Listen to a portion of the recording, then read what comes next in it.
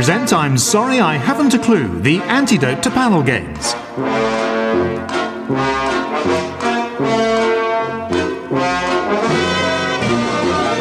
At the piano is Colin Sell, and your chairman is Jack Dee.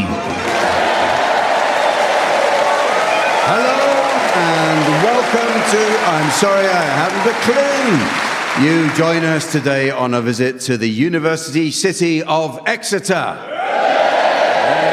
Which is an average 3 hours away from London and 3 average A-levels away from Cambridge.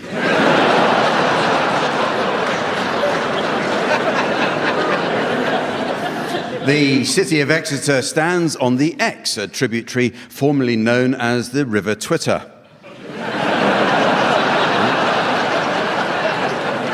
The Imperial in Exeter is considered to be the most elegant pub in the entire Wetherspoons chain.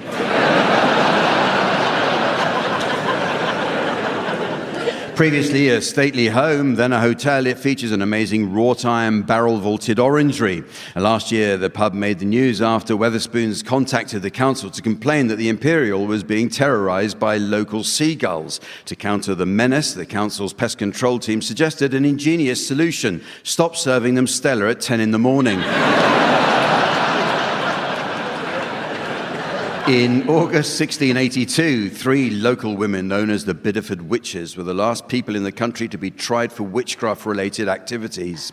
After the trial, they were hanged at Exeter Prison, then burnt at the stake and subsequently drowned. However, all 3 continued to maintain their innocence and are now happily presenting Loose Women on ITV1.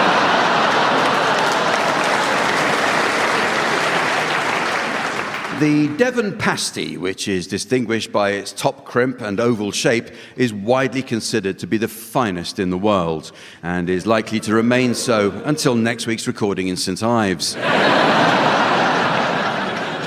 Much-loved comedian Tommy Cooper moved to Exeter when he was just 3 years old, and it's where he spent the rest of his childhood. It wasn't until the age of 13 that his parents finally found him. But Tommy Cooper isn't the only comedian to come to Exeter, only to die tragically on stage. Let's meet the teams. On my right, please welcome Tony Hawks and Caroline Quentin. And on my left, Miles Jupp and Mack. And taking her place at the desk next to me to enjoy an evening of scoring, please welcome the ever-delightful Samantha.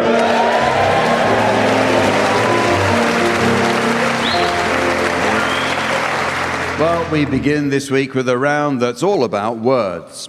A popular phrase in the West Country is proper job, which is often heard here in Devon, either when a local is congratulating another on a task well done, or when he's dispensing career advice to a tourist who's come here with a dog and a surfboard and never left.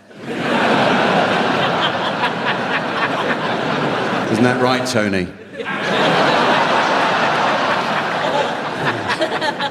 In this round, each team takes it in turn to exchange a series of words, while the opposing team should challenge if they detect a connection between any of these words, okay? So I'd like you to start exchanging completely unconnected words, Tony and Caroline. Lee and Miles, it's your job to try to spot a connection. If I uphold the challenge, I'll ask you to take over, and so on. So off you go, please, Tony and Caroline. Anachronism. Bilious. Blood. Butter. Druid. Plum.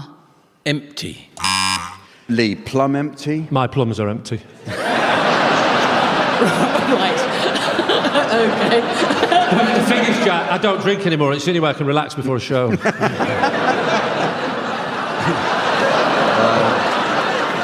Really a lot more information than we wanted. I'll have to accept your challenge, so it's over to you.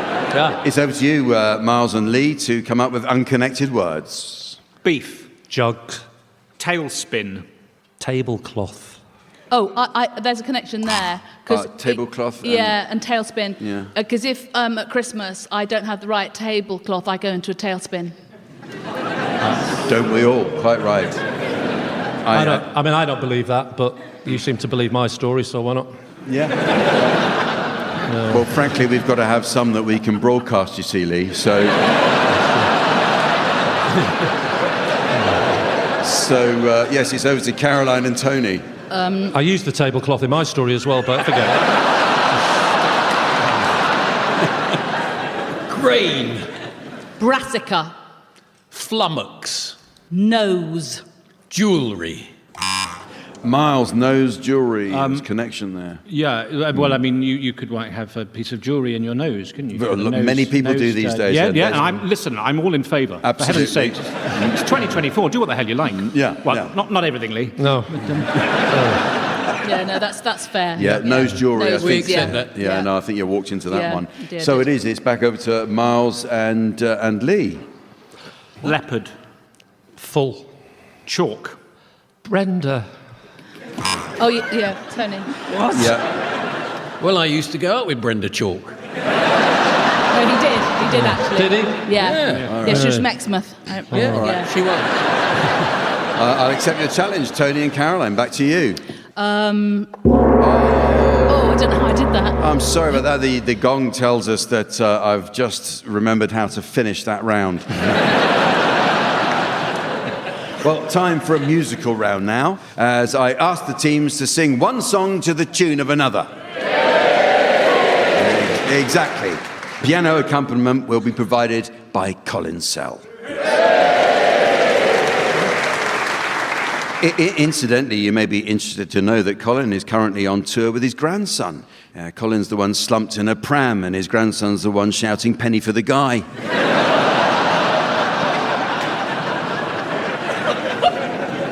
Okay, we'll start with you, Caroline Quentin. I'd like you to sing the words of "I Am the Cider Drinker" by the Wurzels to the tune of the lovely "A Whiter Shade of Pale."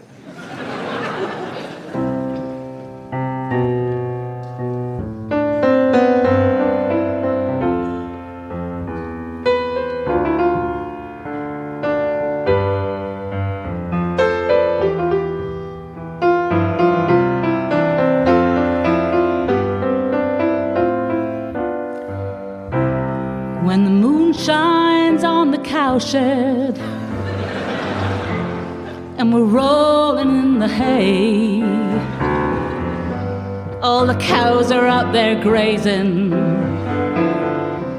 and the milk is on its way. I am a cider drinker, I drinks it all the day. I am a cider drinker, soothes all my troubles away. So cozy in the kitchen, with the smell of rabbit stew.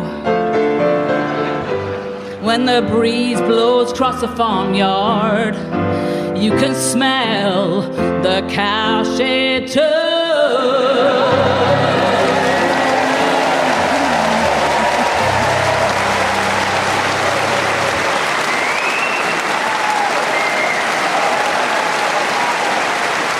Okay. Your turn now, Lee Mack. I'd like you to sing the words of "Relax" by Frankie Goes to Hollywood to the tune of "The Winner Takes It All."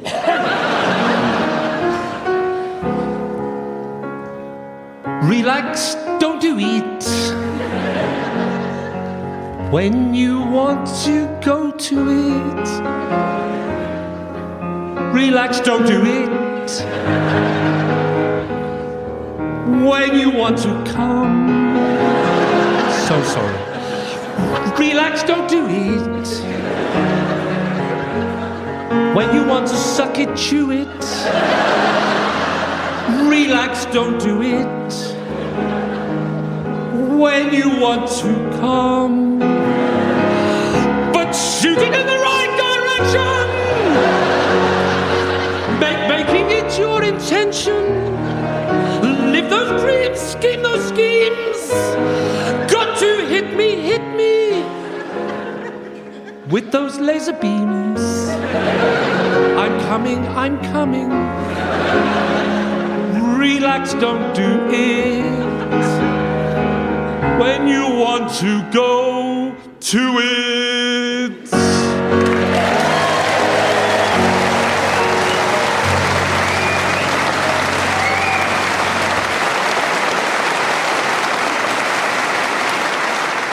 Can I just say, I bet you're really pleased that wasn't the ABBA 3D hologram version.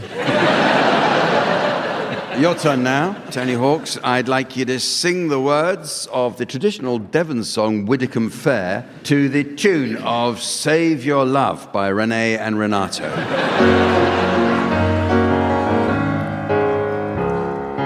Tom Pierce, let me your grey mare. All along, down along, out to Longley. For I want to go to Widdicombe Fair with Bill Brewer, Jan Stewart, Pete Gurney, Pete Davey, Don Runner and Harry Hawke and old Uncle Tom Copley and all. And when shall I see my old grey mare again? All along, down along, out to Longley. By Friday night or Saturday noon with Bill Brewer, Jan Stewart, Pete Gurney, Pete Davey, Darryl Wilkins, Harry Hawke and old Uncle Tom Copley and all. Then Friday and Saturday, all along, down along, out to Longley. Tom Pierce's old grey mare had lost it home with Bill Brewer, Jan Stewart, Pete Gurney, Pete Davey, Dan Wynn and Harry Hawke and old Uncle Copley and all.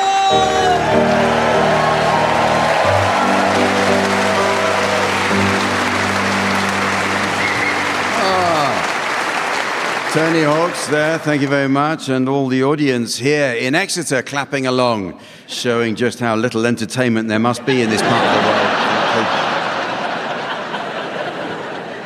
world. Miles Jupp, I'd like you to sing the words of the theme from the TV series Spider-Man to the tune of I Dreamed a Dream from Les Miserables.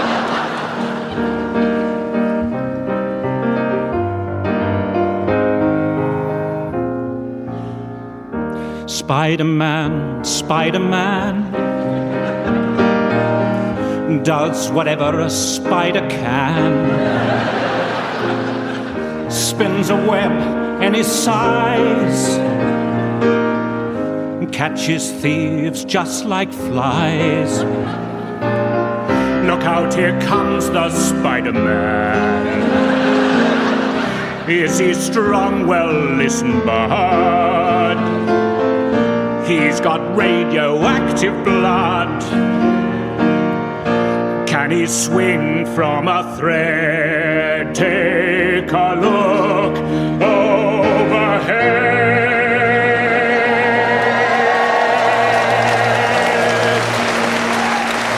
Hey, there goes the Spider-Man in the chill of night at the scene of a crime. Like a street of light, he arrives on time. Your friendly neighborhood Spider-Man.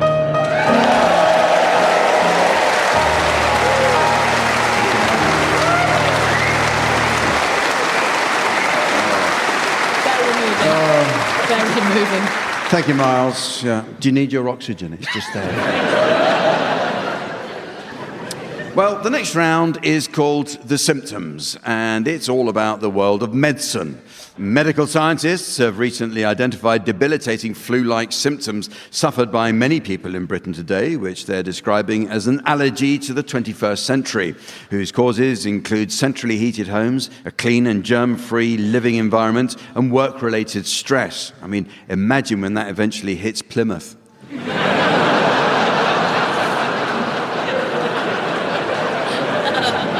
So in this round, the teams will assume the role of doctors and patients suffering from an imaginary medical condition, and you can be our patients, Tony and Caroline. The identity of your mystery medical condition is now being displayed to our theatre audience via the laser display screen. Tony and Caroline think they're puddings. Tony and Caroline think they're puddings. Okay. Tony and Caroline, you must outline your symptoms to doctors Miles and Lee, and they'll be awarded points based on how accurately they're able to diagnose your condition. Off you go. Hello, do come in. Thank you. Now, doctors, there's something I need to show you behind the screen, as it's a bit personal, okay? It's the old tudger. I can't seem to get rid of these spots.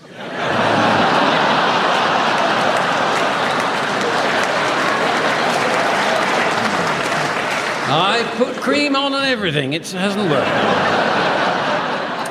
Personally, I don't think that you've been right since you split with your wife, Tony, and over such a silly little thing. Yes, it was a mere trifle. It was hardly a trifle. I mean, you said she looked like a tart. Well, it was Christmas. I was steaming. I'd overdone it with the brandy, but I was on fire. Such good anecdotes, but whatever I came up with, she found a way of topping it. And it kept on happening. The whole thing made me want to scream, but I only do that at weekends. Me too. I scream Sundays.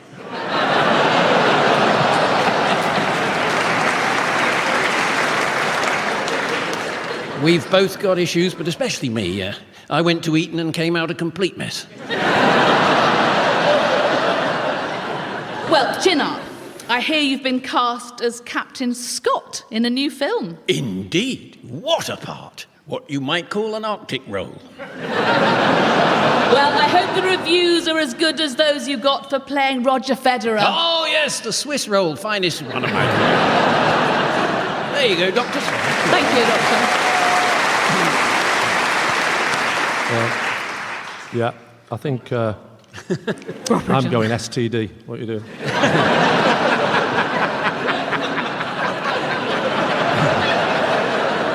I think that's a perfectly reasonable working theory. I think you believe that you're puddings. Yes. And now for a game called West Country Weather Rhymes and Proverbs. In 2003, the Met Office moved from Bracknell to Exeter. The opening ceremony was attended by legendary weatherman Michael Fish, who planted a sapling and then knocked it over. In a recent report by Which magazine comparing the accuracy of weather forecasting stations, the Met Office came 9th of 12, one place above the BBC and one place below sticking your head out the window. Teams, in this round, I'll read out the first part of some genuine West Country weather rhymes and sayings, and your job is to correctly finish them off for me, please. So we'll start with you, Tony. How about this? When seagulls fly towards the land... Hold on to your bloody chips. It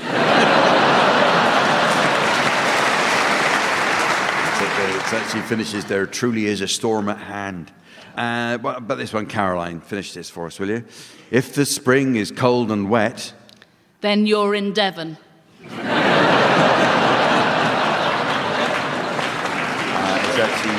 Then autumn will be hot and dry. Lee, how about this one? Snow like cotton, soon forgotten. Snow that's wetter, probably rain.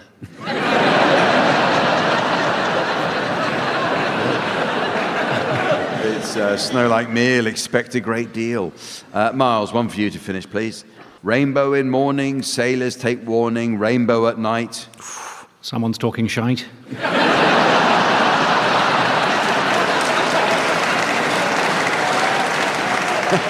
Sailor's delight. Well, look, here are some for any of you lot to have a go at. This is a Hampshire saying, actually. If you can see the Isle of Wight, it's going to rain, but... If you can't, you're facing north.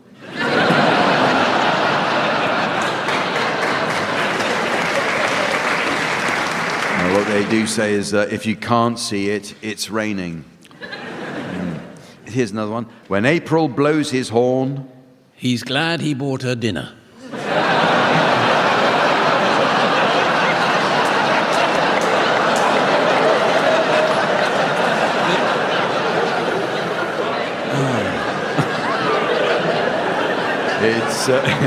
It's good for hay and corn, is where I was trying to get us to.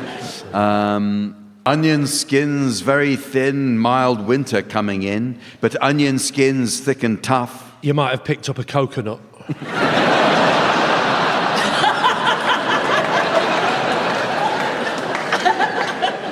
It says, coming winter cold and rough. How about this one? Be it dry or be it wet. I'm going in.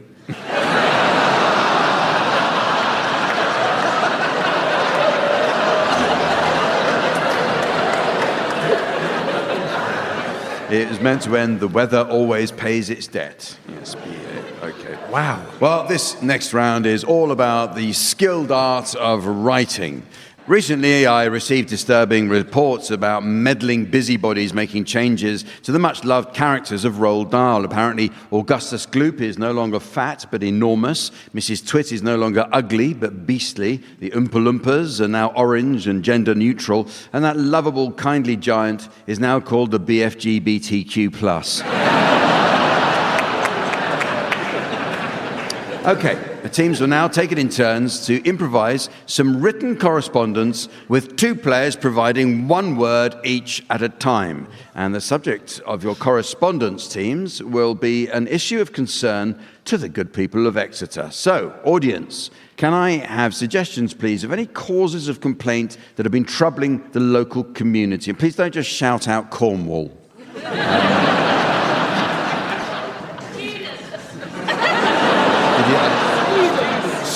Students, yeah, fair enough. We'll go with students, okay? So Miles and Lee, I'd like you to start by composing a letter. And what's your name who shouted out students? Can I have? Rachel, a letter to, okay. I'd like to start by composing a letter of complaint from Rachel to the University of Exeter. I think it's only fair. So off you go, please, Miles and Lee. Dear Sir, or Madam, I really am fed up to the back teeth with students. They are disgusting people. They really are very disgusting people. Yesterday, I was 1 second away from getting slapped by a student because all of the time they wonder why I am nude.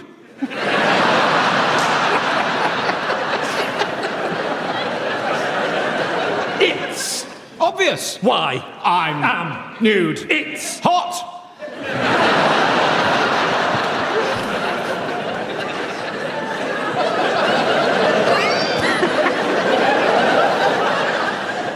I love being nude. So, please, can you ask the students to stop wearing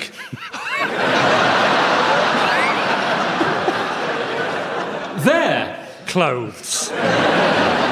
It really makes me feel naked when they are wearing clothes, especially big goths. I would love to dance naked with the rest of Exeter. Next Tuesday.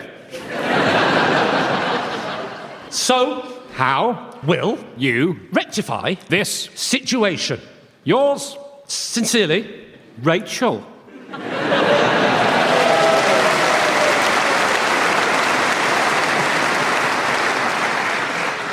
Dear Rachel, you have a pleasant experience happening in your life. Why Do you keep fighting? it? Enjoy, Nudity. embrace, Nudity. hold. My Idea in your head. and remember. Oh! And Remember, yes, that if you are so keen to take away your, students, then what will Exeter be like? no People drinking in excess. no People buying. pants. I Would like to introduce you to something very. special. It's Made of wood. a Large piece of oak which is held in or and never used in anger. Rachel Look Behind. You. It's Behind. you. Rachel. Rachel. Look. Out. It's Killing. you. Now. Rachel. Goodbye.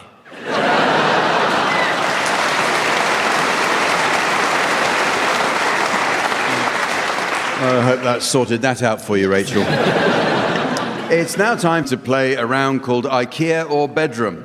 A recent survey by the Royal College of Midwives revealed that 1 in every 6 babies born in the UK were conceived in an IKEA bed. It's an amazingly high number, especially when you consider how busy those stores get.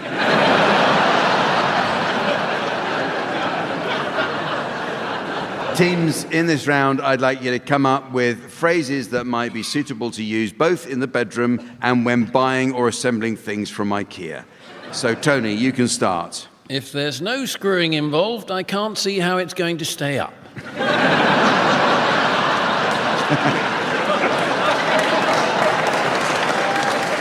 Caroline. This looked bigger online. Lee. Oh, well, I suppose it only cost me 60 quid.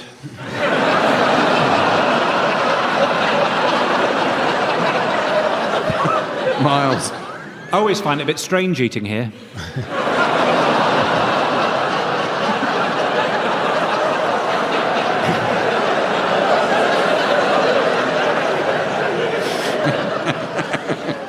Well, this is a complete waste of a Saturday. Do we need to get a man to finish this off? Coming in a flat pack wasn't quite what I had in mind. And so, ladies and gentlemen, as the tedious tourists of time meander through the Art Museum of Modernity, before the protesters of perversity begin to empty the Campbell's soup can of calamity over the sacred sunflowers of serenity, I notice it's the end of the show. Yes. So from the team, Samantha, myself, and our audience here in Exeter, it's goodbye. Goodbye. Miles Jupp, Tony Hawks, Caroline Quentin and Lee Mack were being given silly things to do by Jack Dee, with Colin Sell setting some of them to music. The programme consultants were Fraser Steele and Stephen Dick. And the producer was John Naismith.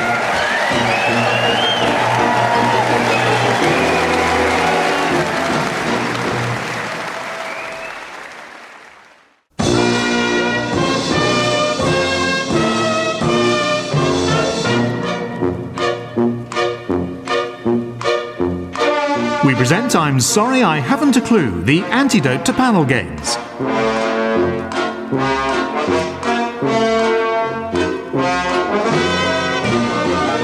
At the piano is Colin Sell, and your chairman is Jack Dee.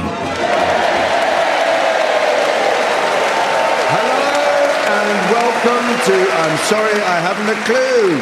You join us this week on a visit to Exeter.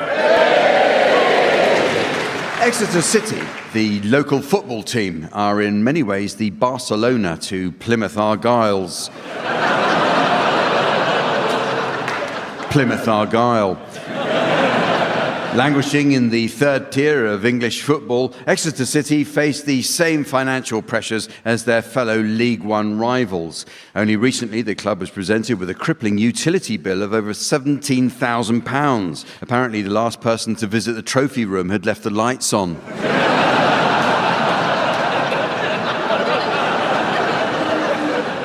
Exeter City's most famous fan is Coldplay frontman Chris Martin. At a recent derby against bitter local rivals Plymouth Argyle, violence broke out and several punches were thrown after Martin attempted to lead the singing in the main stand and had to be removed for his own safety, at which point the Plymouth Argyle supporters were let into the ground. Harry Potter author J.K. Rowling attended Exeter University in 1983. It's claimed Rowling drew inspiration from her time here in the writing of her novels. For example, the vaults became Gringotts Bank, Parliament Street became Diagon Alley, and an outbreak of genital herpes during Freshers' Week inspired the name Hogwarts.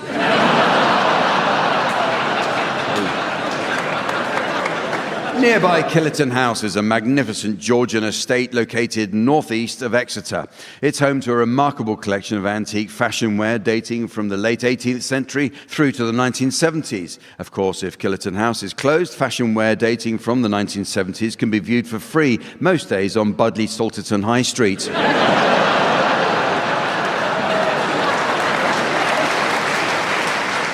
Exeter's magnificent cathedral is home to Captain Scott's sledging flag. The flag, which bears the motto "Ready, aye, ready," beneath a stag's head, was used by Scott during his British Antarctic Survey expedition. Coincidentally, in Exeter's sister cathedral in Oslo, there hangs the sledging flag of Roald Amundsen, which bears the motto "Winner, winner, chicken dinner."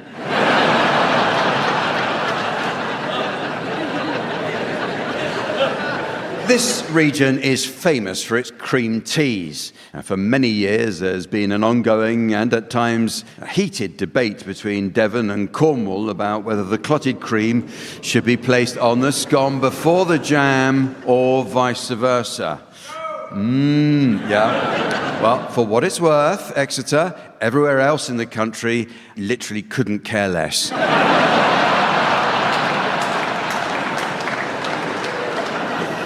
Let's meet the teams. On my right, please welcome Caroline Quentin and Tony Hawks.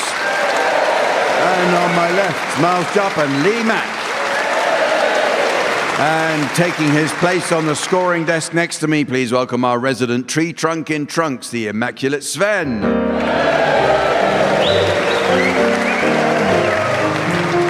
Well, we start this week with some new additions to the Uxbridge English Dictionary.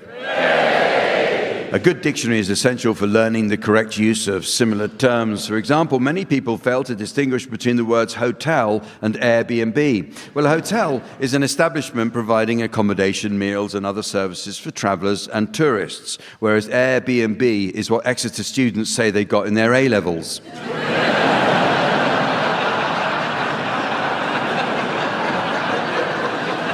But the meanings of words are constantly changing, teams, so your suggestions, please, of any new definitions you may have spotted recently. Tony, you can start. Deceitful. Why a Frenchman might remain standing on a bus. Lee. Congenital. Something that looks like a penis but isn't.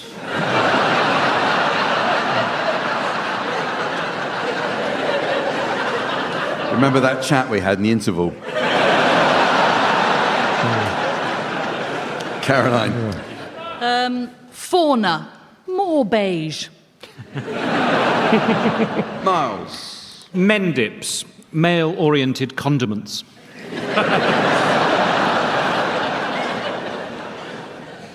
Injury.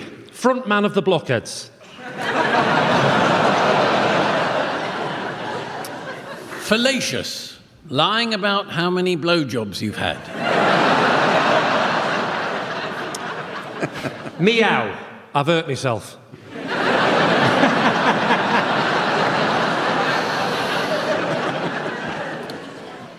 Asserting. Sore buttocks. Come on. Bring it in. Bring it in. Befuddle. Group of cows.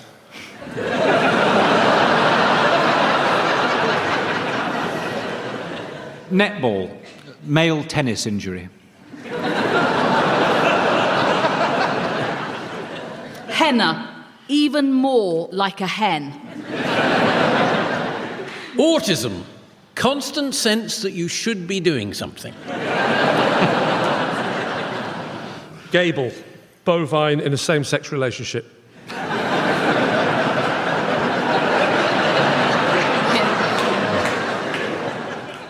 Loki. Norse god of understatement.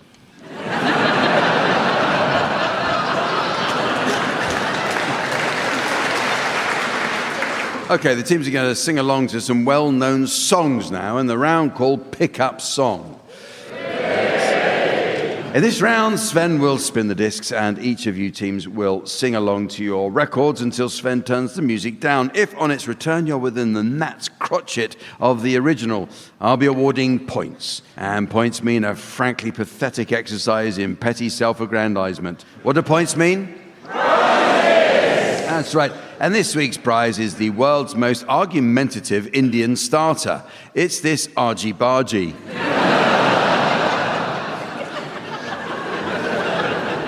Miles Jupp, we'll start with you, and I'd like you to accompany the band Elbow. Blinking in the morning sun, shaking off a heavy one, yeah, heavy like a loaded gun.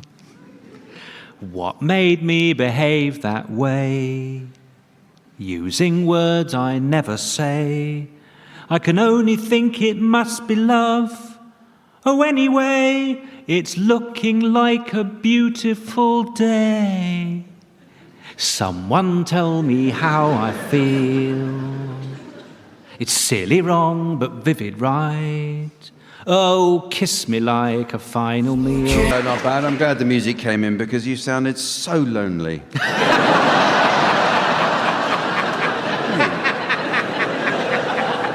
Okay, you're next. Lee Mack, I'd like you to... I'd like you to accompany West Country band The Wurzels, singing I Am a Cider...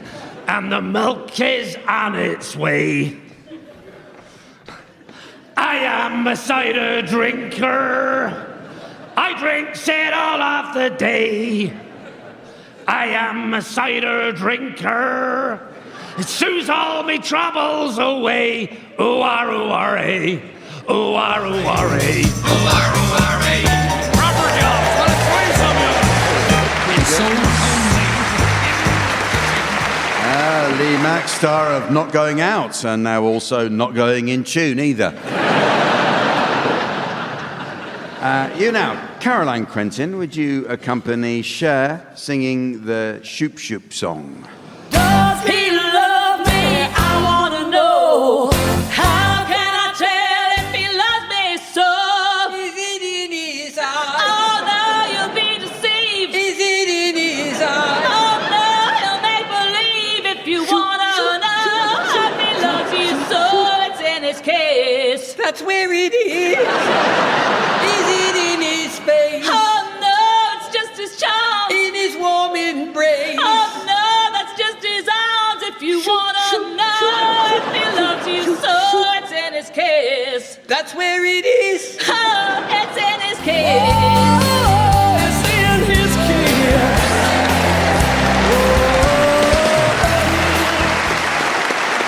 Oh, thank you. Thank you, Caroline, for showing the audience and three witless panelists what singing can sound like. Okay, finally, Tony Hawks, would you please accompany The Darkness, singing I Believe in a Thing Called Love? Can't explain all the feelings that you're making me feel. My heart's in overdrive and you're behind the steering wheel. Touching you, touching me, touching you, God, you're touching me. I believe in a thing called love. Just listen to the rhythm of my heart. There's a chance you can make it now. We'll be rocking till the sun goes down. I believe in a thing called love.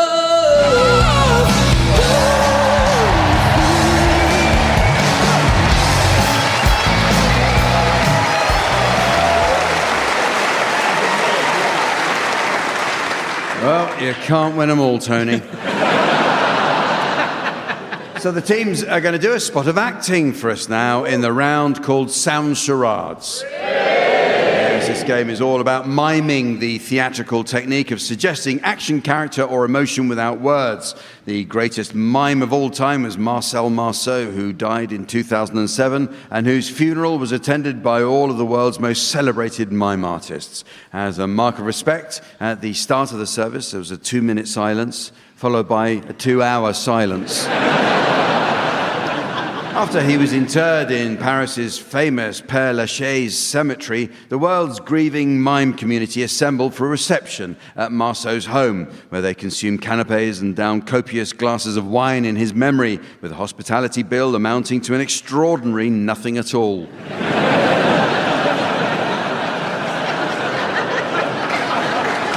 Thank you. In our version of charades, team members are permitted the use of their voices. Tony and Caroline, you're to start, please, and your title will shortly be displayed to the audience via the laser display screen. And for listeners at home, here is the mystery voice. 10 things I hate about you. 10 things I hate about you. Okay, so off you go, please, Tony and Caroline. Okay, it's a film, and it's 6 words, and it goes like this. Caroline Quentin, you've become known of late as a highly accomplished gardener, and it really is such a pleasure to meet you here in your beautiful Devon garden. Thank you, Tony. I really am very proud of it. Yes, and I've been looking at the many stunning trees and shrubs you have on show, and I have to say I'm surprised that you don't have an example of the classic of English conifers, Taxus baccata. Oh, I can't stand them. Really, they're my least favourite tree. Why so? Well, if you really want to know, Tony, they're poisonous, they're gloomy, they're prickly, they're common as muck, they're unruly, they're untrustworthy, they're dishonest, they talk about you behind your back, they don't keep their promises, and they're utter bastards.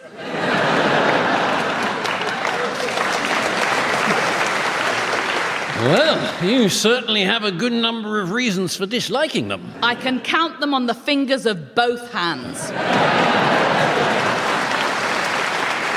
I have no idea.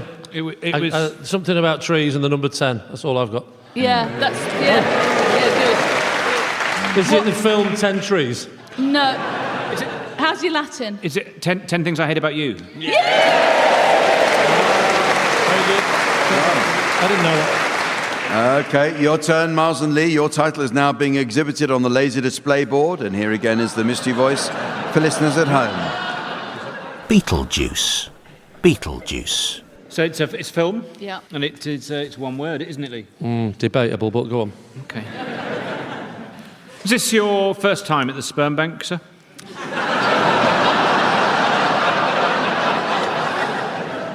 That's right, yeah. Can I take a name? Paul McCartney.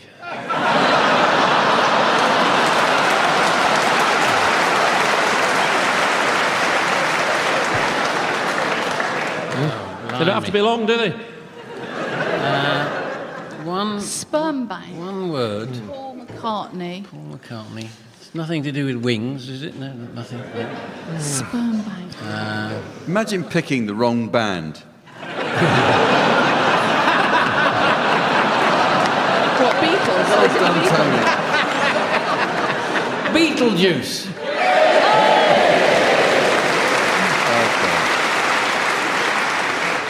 Well, it's now time to play the game called Mornington Crescent.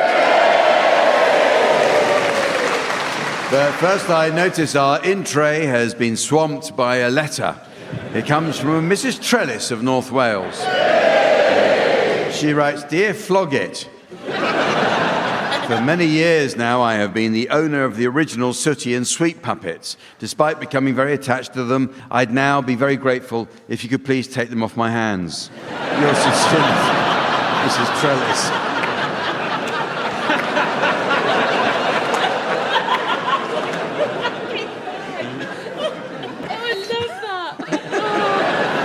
Well, on with the game, and regular listeners will know that as a trained actor, I have a keen ear for regional accents. And so for this round, I will be adopting the local vernacular. So let's play a West Country version of Mornington Crescent, my lovers.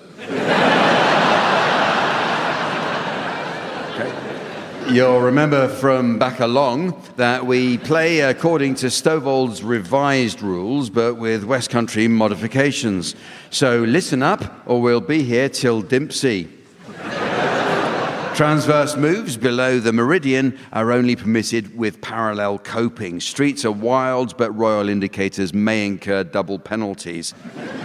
Tony, me handsome, You can start directly. Thank you. Right. You stubbled revised rules, so I think I can just kick off with Charing Cross. Cockfosters. Yeah. Nice. Okay. I am gonna play a local rule. I think I'm gonna do the transverse, and I'm gonna go for King James Street. Ooh. Getting your Jana there, aren't you? Well, then I can go direct to St James. Isn't that a royal indicated, yeah? It is, but because we had the opener of Charing Cross, that would negate it. But you are... Yeah, you're right, sorry. so, Made right to point it out. Yeah, it's below the meridian. Yeah. Made a bit of a fool of myself there. Again, I'm going to play the local rule. I think this is... Well, even though it's not your go? Yeah, that is one of the local rules. Right, one of the local rules is you can go whenever you like in Exeter. Yeah. And I'm going to go timepiece rules. I'm going to go to timepiece. Yes. Yeah, Nice. yeah. Okay. Well, can I go... I'd like to go with a local one. Can I go Oakhampton Road? Nice.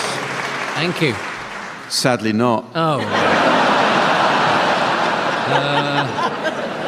Victoria. Yes, fine. Miles. Can I go to M&M World? Which branch? Leicester Square. Oh, yes, fine.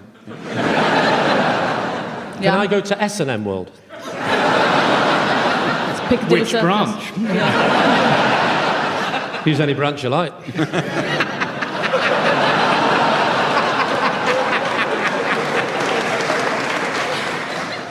I think I'm going to go Taunton Dean. Oh, okay. I know it's very local, but I think it's safer playing that. Mornington Crescent. Yeah.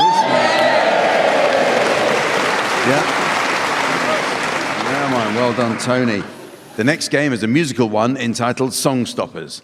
In this round, panelists from each team will take it in turns to sing the opening line to a series of well-known songs, and it's the job of their teammate to answer each opening line in a manner likely to end the song altogether. Which reminds me, at the piano we have Colin Sell.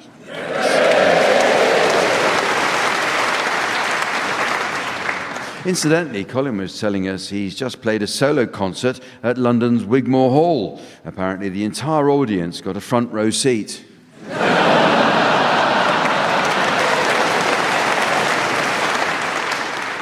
You can go first, please. Tony and Caroline, can we have your medley of first lines now, please?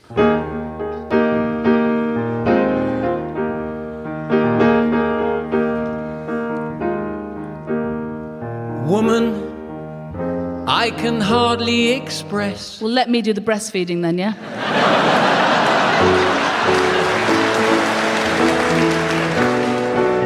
Today is gonna be the day that they're gonna throw it back to you. Good, because that ball has been in the neighbour's garden for over a week.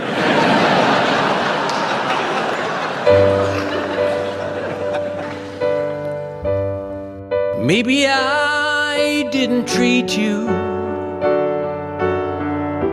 quite as good as I should have. No, it's quite as well as I should have.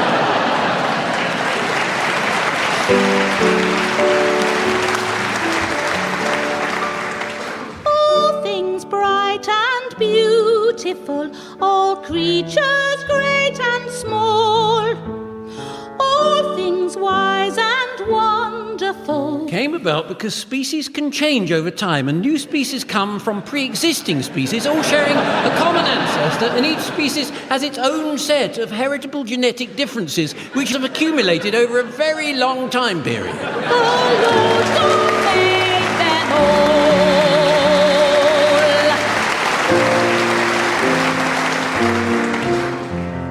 525,600 minutes. It's the record for the South Western Railway Exeter to Waterloo train.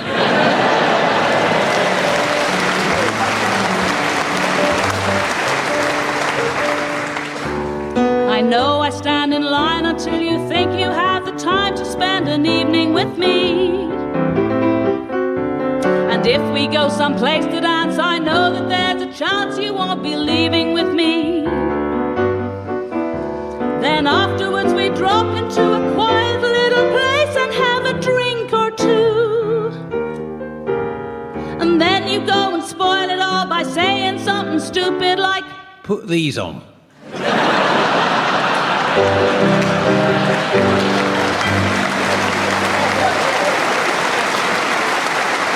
Okay, your turn now, Miles and Lee. Can we have your first line medley now, please?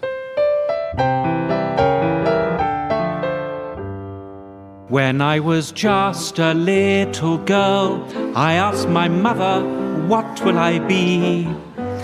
Will I be pretty? Will I be rich? Here's what she said to me. Well, you might be rich.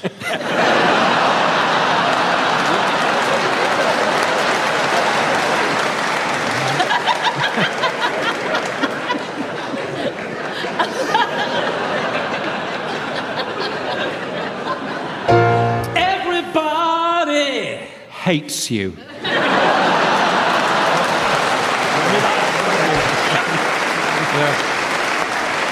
I'm not sure I like that applause. How many special people change? How many lives are living strange? Where were you while we were getting high? Stuck in the queue on Ticketmaster.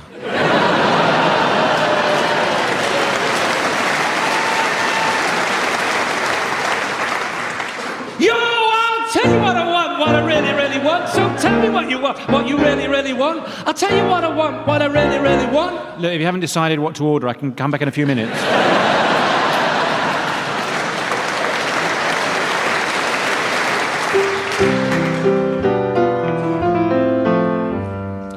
It's 9 o'clock on a Saturday. The regular crowd shuffles in. There's an old man sitting next to me, making love to his tonic and gin. Gonna have to give that glass a good wash then.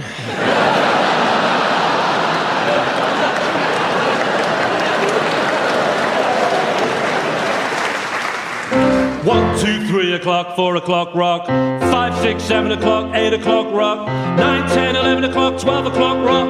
Oh, it's all go here in the geology department.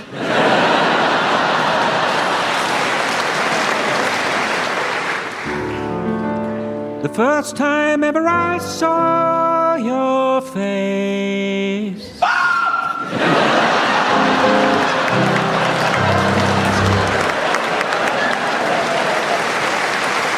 Well, that's just about the end of the show. But we've just got time to squeeze in a quick round of song suggestions. Incidentally, you've probably read about Sven's summer in Monte Carlo, partying with a group of like-minded lads aboard a luxury yacht. You certainly won't have forgotten that photo of Sven on the deck of the boat with a mounting swell and a tender behind.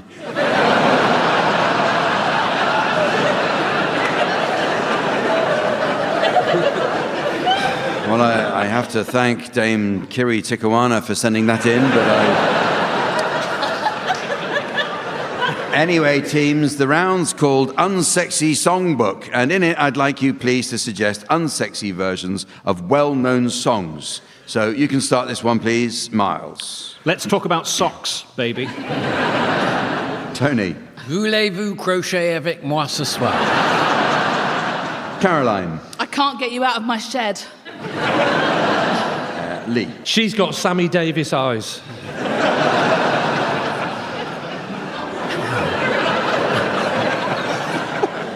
When I think about you, I touch my shelf. Gimme, gimme, gimme a nan after midnight. You can't flush this.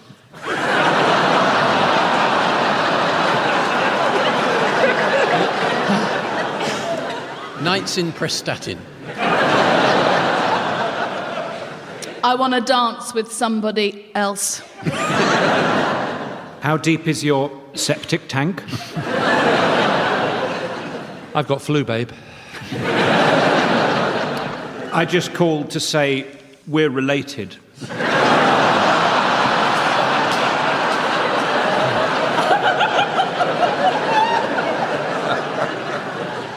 And so, ladies and gentlemen, as the tardy transit of time is driven by the dastardly DHL driver of destiny, before he finally lobs the priceless package of posterity into the hapless hedge of humanity, I notice it's the end of the show.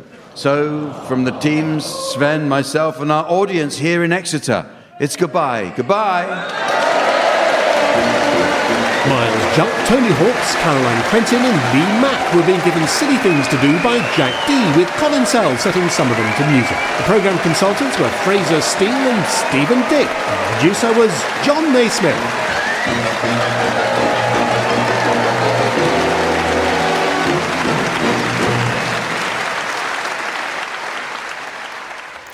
And Jack Dee and the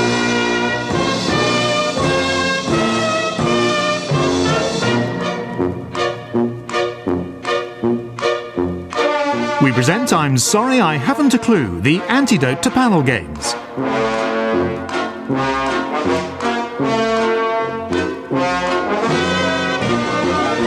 At the piano is Colin Sell, and your chairman is Jack Dee. Hello and welcome to I'm Sorry I Haven't a Clue. You join us today on a visit to the Hampshire town of Basingstoke. Dr. Johnson famously said, when a man is tired of London, he is tired of life. This was the follow-up to his original epigram, when a man is tired of Basingstoke, he's been there for about half an hour.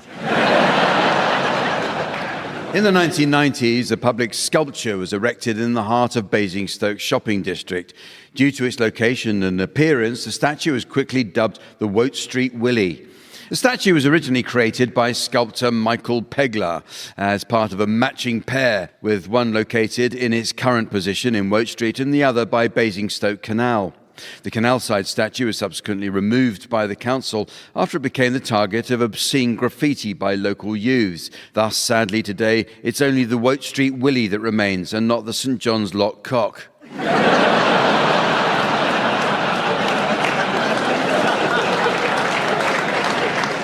Basingstoke's most famous landmark is the 18-storey Fainham House, the headquarters of the Automobile Association. The move by car manufacturers towards greener technology has been met head-on by the AA, and only last year it launched a new breakdown service solely for small electric cars, the AAA.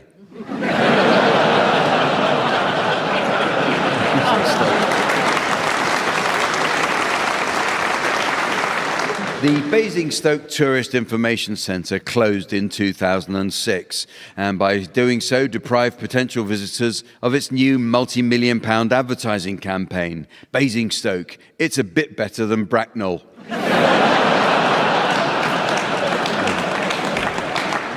Basingstoke's Sainsbury Gallery regularly plays host to major art exhibitions, including new works by the likes of David Hockney and Bridget Riley. One wealthy collector who purchased a Hockney original from the Sainsbury Gallery was thrilled to come away with 750,000 nectar points.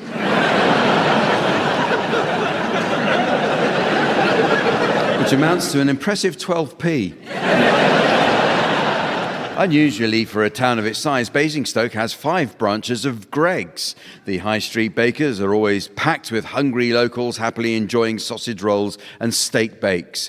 A 6th Greggs is scheduled to open in 2025, just as soon as Berkshire and Northants Hospital gets a bigger cardiology department.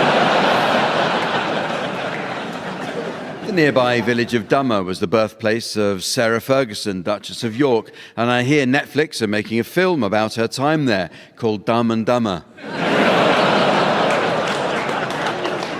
A local legend of Basingstoke, remembered fondly by all who knew him, was Archie Smith, better known as Mr. Clappy. For many years, Mr. Clappy stood at the top of the town, singing and clapping. Of course, it didn't take a genius to come up with the nickname Mr. Clappy. What it actually took was a data breach at the local STD clinic.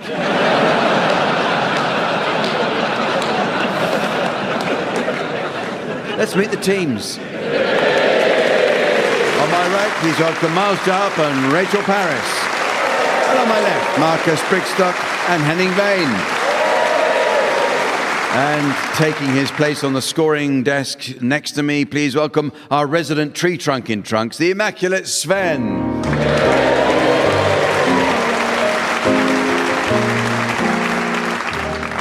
Well, we start this week with some new additions to the Uxbridge English Dictionary. A good dictionary is essential for learning the correct use of similar terms. For example, many people struggle to understand the difference between photographs and Polaroids. Well, a photograph is an image made using a camera which is focused onto light-sensitive material and then made visible through the application of chemicals, whereas Polaroids are what Eskimos get from sitting on the ice.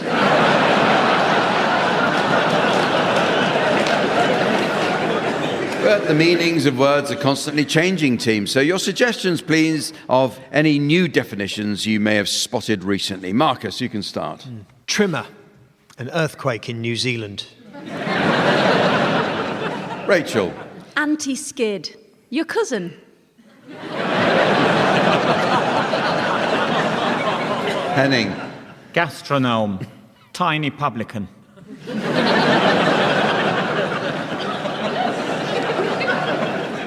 Miles? Pleasantry. Just a very nice tree. Tadpole, slightly Polish.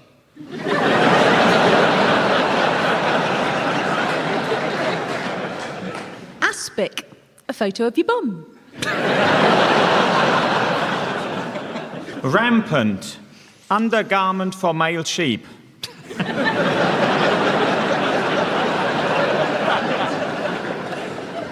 Pillory. Something like the Parthenon would be. Kidney, leg joint of a young person. Nepalese, an ointment for joggers. Geranium, German uranium. Raconteur, a series of performances around the country with a medieval instrument of torture.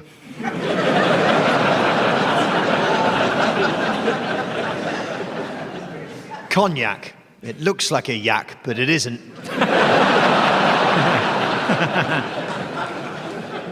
Parakeets, the military wing of the Romantic poets.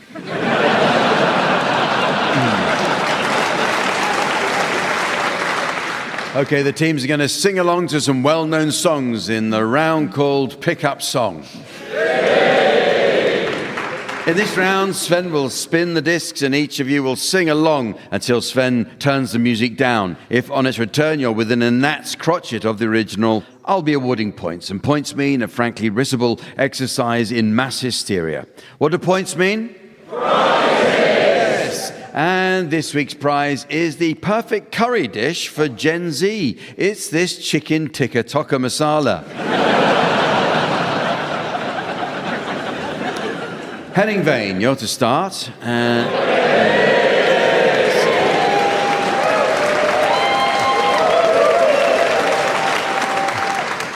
They're taking the piss.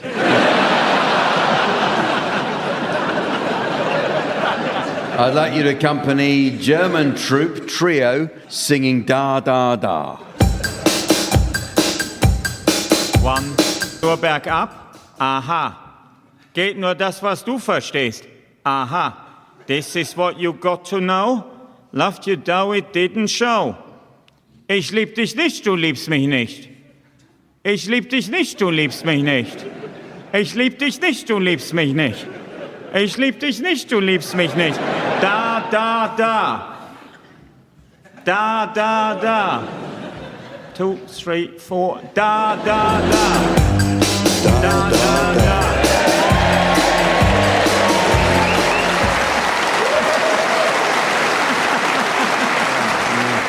You might not know, but we actually have a word for that in English. Rubbish. Miles Jupp, your turn. Would you accompany the band Aha singing Take... The day to find you shying away. Oh, I'll be coming for your love, okay. Take on me. Take on me. Take me on. Take on me. I'll be gone. in a day or two.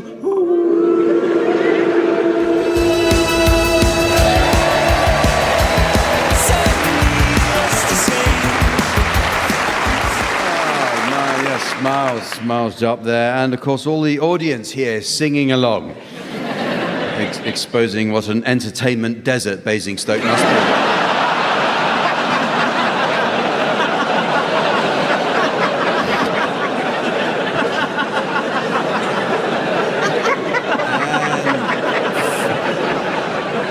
Finally, Rachel Parris, would you please accompany Mariah Carey singing All I Want for Christmas Is You? The Christmas tree, I just want you for my own, more than you could ever know. Make my wish come true. All I want for Christmas is you.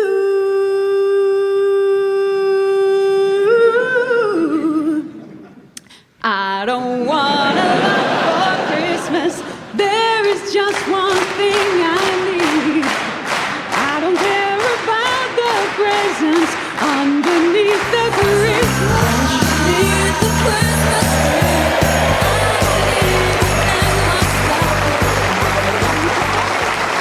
Good. Thank you, Rachel. I couldn't have sung it better myself.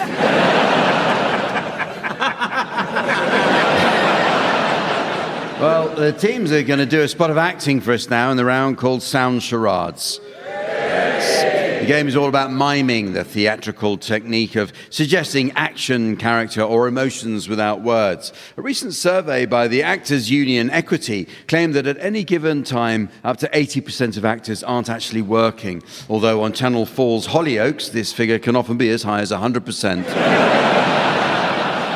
In our version of charades, team members are permitted to use their voices. So Miles and Rachel, you're to start, please, and your title will shortly be displayed to the audience via the laser display screen. And for listeners at home, here is the mystery voice. Deadwood. Deadwood. Off you go, please, Miles and Rachel. It's a TV show. It's one word. I'm afraid we have a problem with the Jedwood tour.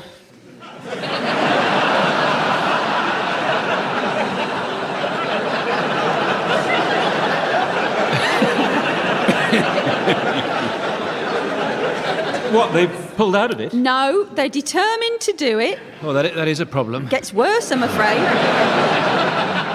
They've both come out in a terrible rash and they want to change their name. A rash? Change the name to what? Redwood. What? Well, I suppose... Well, it gets worse than that. They've been confined to their bed. Bedwood, then? Yeah, I suppose so. Hello? Oh, I see. Goodbye.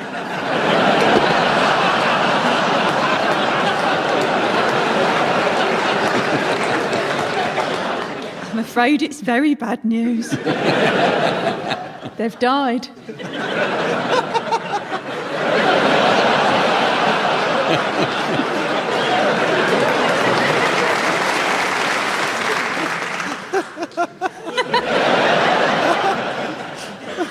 I think I've got it. Good, because I don't. It's Deadwood. Okay, your turn, Marcus and Henning. Your title is now being exhibited on the laser display board. And here again is the mystery voice for listeners at home. What we do in the shadows. What we do in the shadows. Okay, this is a TV show and a film, and it's 6 words. Oh, morning, Hank. Morning, Cliff. You up to much? The usual. Playing guitar, wearing a big pair of glasses. Yeah. Starting off facing in one direction and taking a big step and turning to face the other way. How about you? Yeah, well, bit of news, actually. Got myself a crying, talking, sleeping, talking, living doll. Well, that's good. That should stop all those rumours.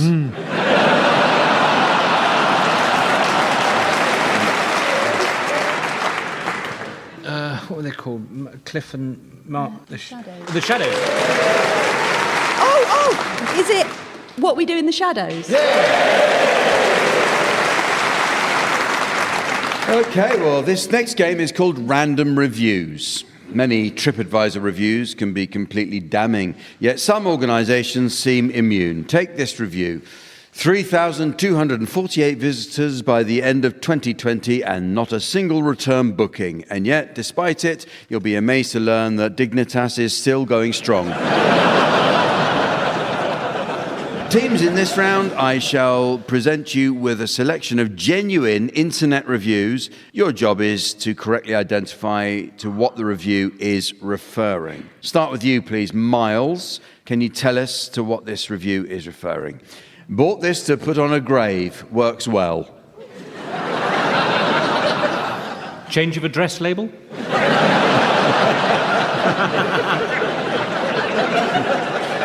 It was a Christmas wreath for a front door on Amazon. Rachel, how about this one? Can you tell us what's being reviewed? Disappointed to find the star was crooked. The US Apprentice.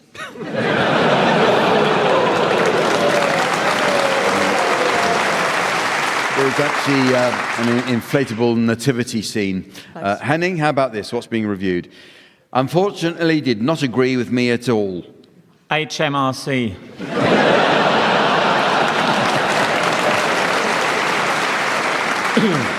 It was a review for a panettone on Amazon.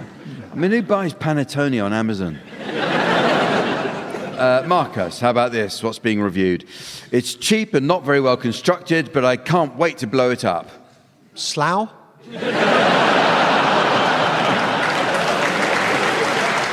It was an inflatable Rudolph antler hat. Miles, another one. What's being referred to here? You certainly get a lot of sheets for your money. Mexican tinned prunes?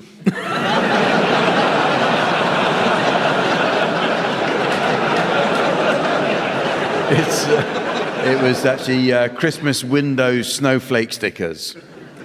Rachel, how about this one? What's being reviewed? Leaked water all over the floor from where the legs are attached. Home birth. It was a review for a Christmas tree stand on Amazon. Henning, what's this a review for?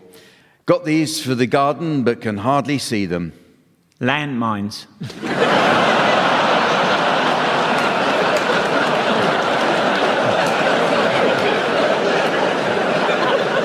That's right, yeah. Keeping it nice and Christmassy. Thank you, Henning. It was actually for outdoor Christmas fairy lights on Amazon. And finally, Marcus, what do you imagine is being reviewed here? Got this for my partner, who is German and is delighted. Poland?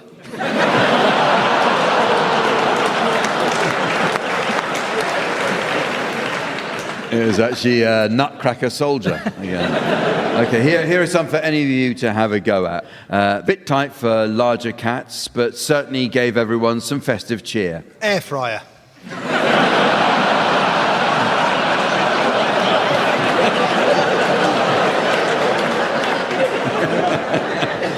It was a review for a Santa outfit for a cat. How about this? What's being reviewed here? Hot and extremely Moorish. Oh, I know. Marrakesh.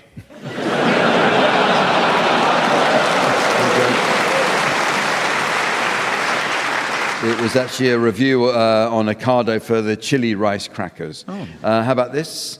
Disappointing, and the constant spitting didn't help. Colin Sell live in concert.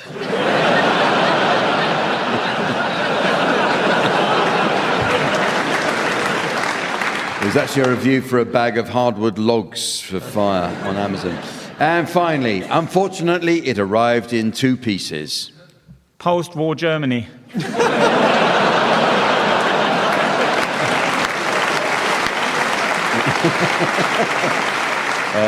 In fact, it was a Christmas tree fairy on Amazon. Okay, well, this next game, School Orchestra, celebrates the recorder, or to give it its Japanese name, shakunachi, or torture stick. The recorder is believed to have evolved from the older penny whistle, whose leading practitioner, Stanley Roberts, was taken seriously unwell recently during a performance in South London after he accidentally swallowed part of his whistle whilst performing a jig.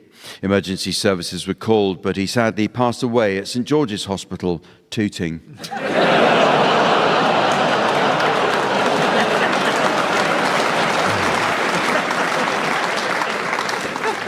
In the round school orchestra teams, I shall furnish you each with the sort of musical instrument you might expect to find in a typical primary school orchestra, and with much too little rehearsal, I'd like you to perform for us a rendition of Silent Night.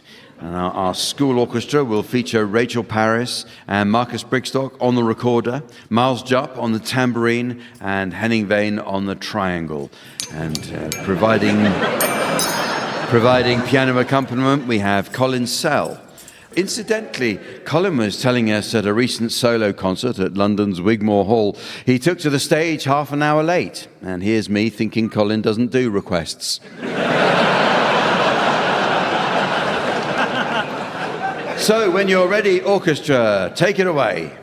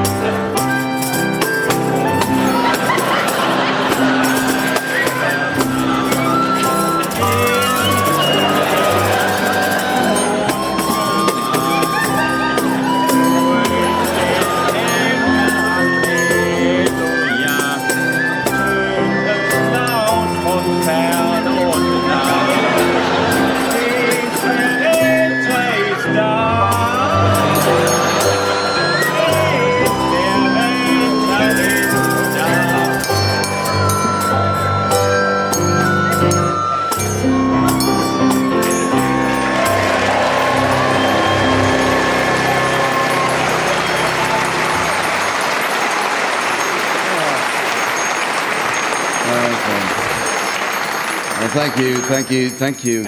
Well done. Thank you. You really got the hang of that, didn't you? Once you worked out you don't blow into it.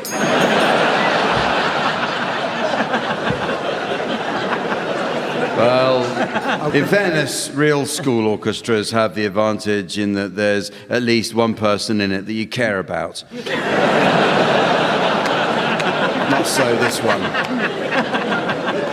Well, that's just about the end of the show. Yes. But we have got time to squeeze in a quick round of Christmas or bedroom.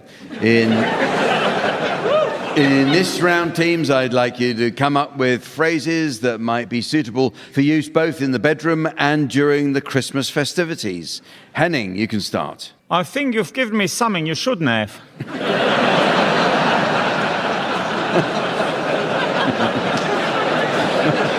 Marcus. Have another look. There should be a little toy inside. And a hat. Rachel. Oh, I cannot fit in another thing.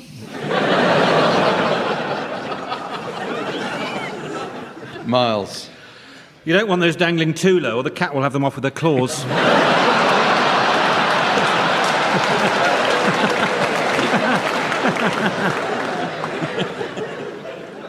Someone's in luck. I've hidden a sixpence inside. Shall we have people round or just keep it cozy? I am so sorry. I should have put it in much earlier. I can't wait for the binman to come.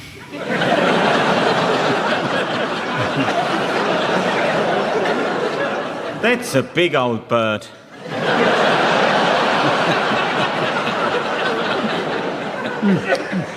Is this goose fat? Is this bread sauce? Well, I thought the vicar put on a very good show.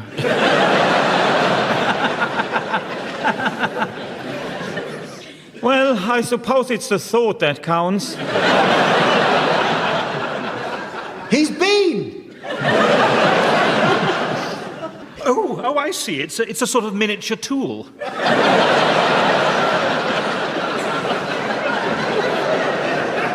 Stick a bit of tinsel on the top, that usually perks it up. You put it in hours ago. Why is it taking so long?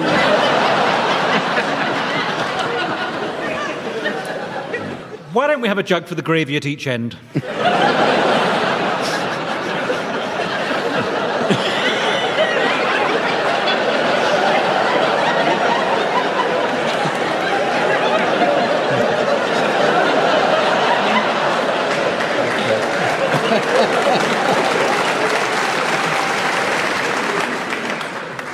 Well, that's it for another year.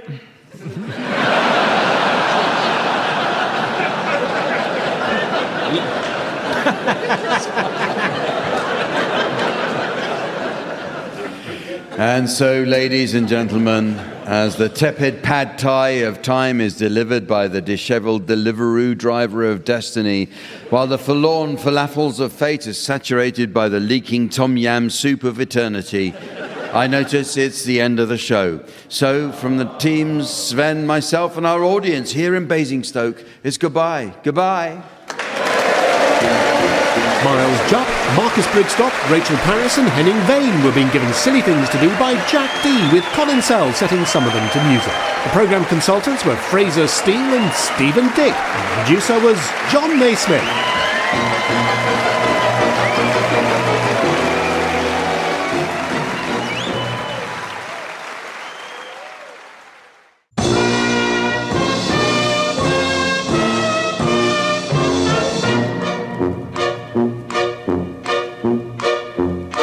We present I'm Sorry I Haven't a Clue, the antidote to panel games.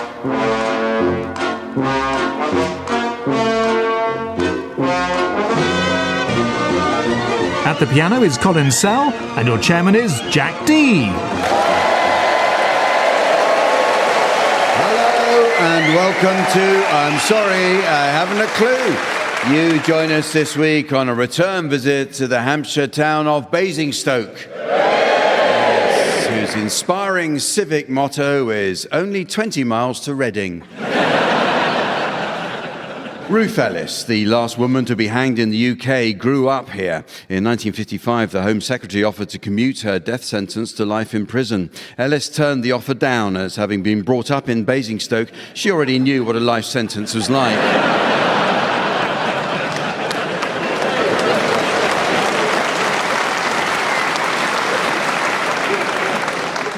At 83 metres high, Fainham House has for many years been the tallest building in Basingstoke and headquarters of the AA for the past 50 years. I myself am a member of the AA, and I have to say I do find the service variable.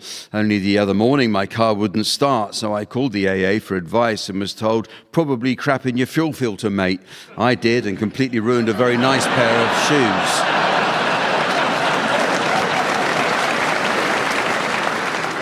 Europe's largest banana ripening warehouse is in Basingstoke.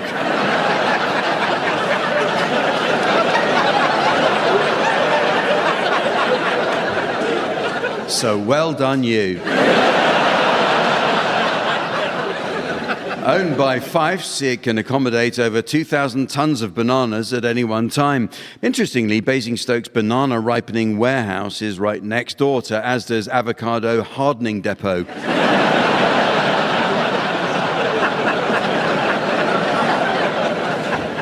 A plaque in Basingstoke Southview Cemetery commemorates a tragic incident that took place in 1674 when a local woman, Alice Blunden, was buried alive not once but twice.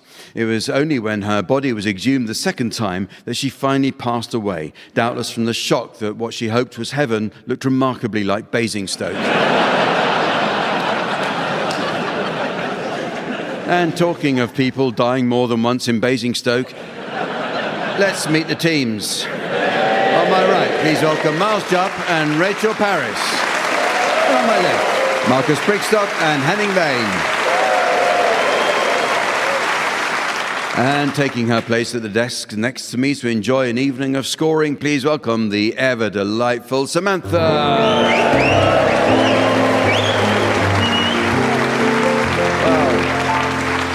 Well, we begin this week with a round that's all about quotations. I notice Mountain Warehouse have recently turned to Shakespeare to help shift their camping equipment in the January sales. Now is the winter of our discount tents. Oh, no, that's classy. Shut your face. And I was pleased to see the great Muhammad Ali referenced by the UK Cystitis Support Association in their slogan, "Float like a butterfly, stings when I pee."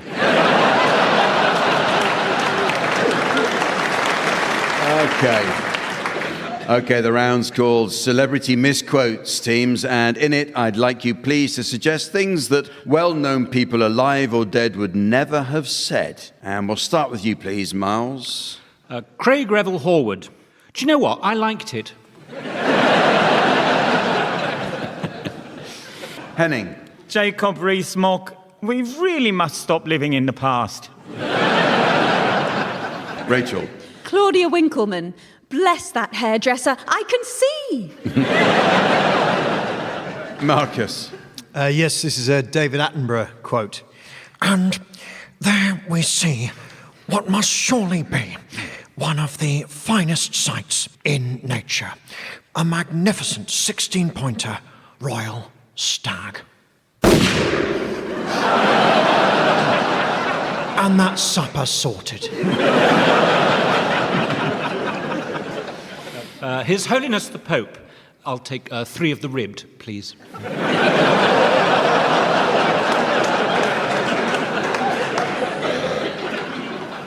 Frankie Boyle. Hello, boys and girls. Welcome to Blue Peter.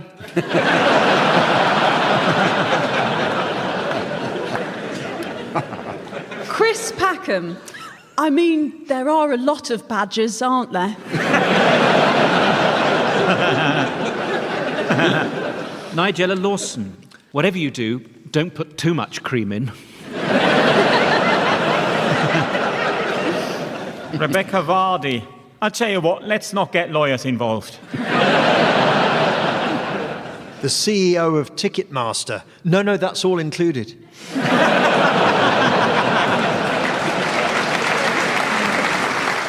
Prince Andrew. Another interview? Oh, gosh, I'd love to.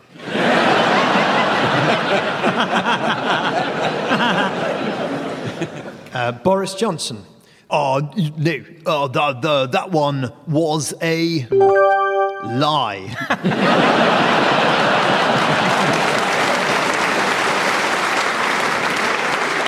Time for a musical round now, as I ask the teams to sing one song to the tune of another. Okay.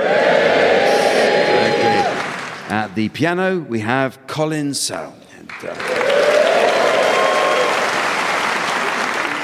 Incidentally, Colin tells us that he's not afraid to try new things and once sampled Atomic Kitten. He says he won't be rushing back to that North Korean restaurant anytime soon. Okay, we'll start with you, Miles Jupp. I'd like you to sing the words of the old wartime classic, Hey Little Hen, to the tune of Your Song by Elton John.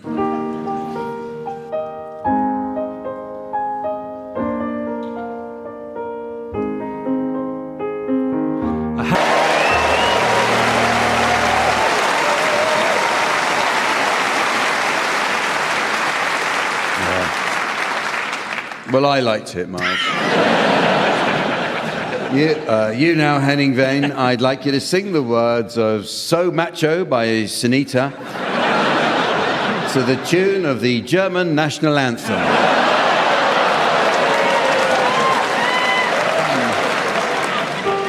I think that's actually treason, but...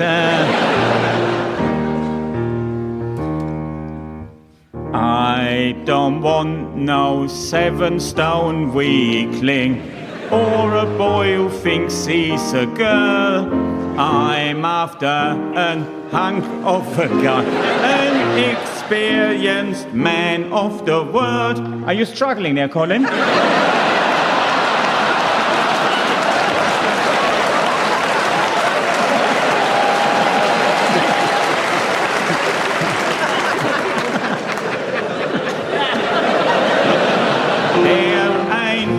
Way that I'll make do with anything less than I'm used to. If I ever meant tonight, it's gonna be right, so much so.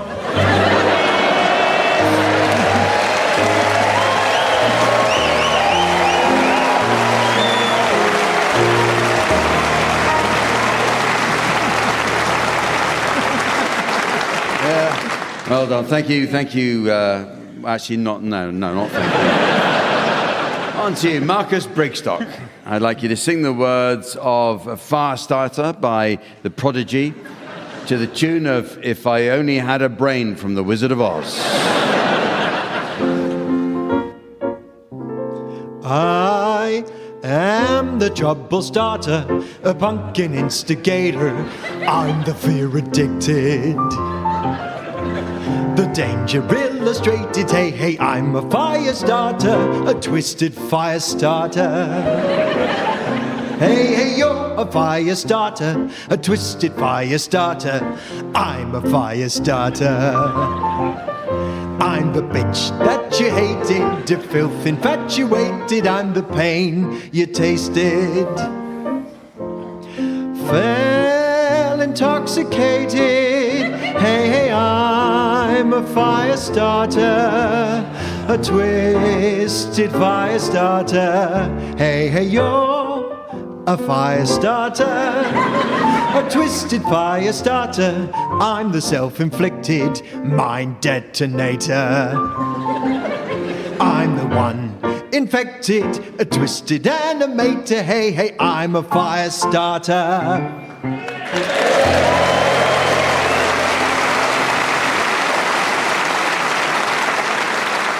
And finally, Rachel Parris, I'd like you to sing the words of I Twa Puddy Tat to the tune of Bonnie Tyler's Holding Out for a Hero.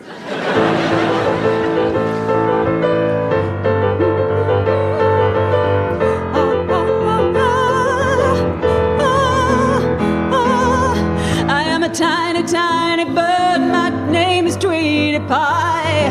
I live inside my bird cage. I hang 'em way up high. I like to swing upon my perch and sing my little song. But there's a tat that's after me and it won't leave me alone. I told it a putty tat creeping up on me. I told putty tat as plain as he could be. I am that great big battle cat. Sylvester is my name. I only have one aim in life, that is very plain, to catch that little bird.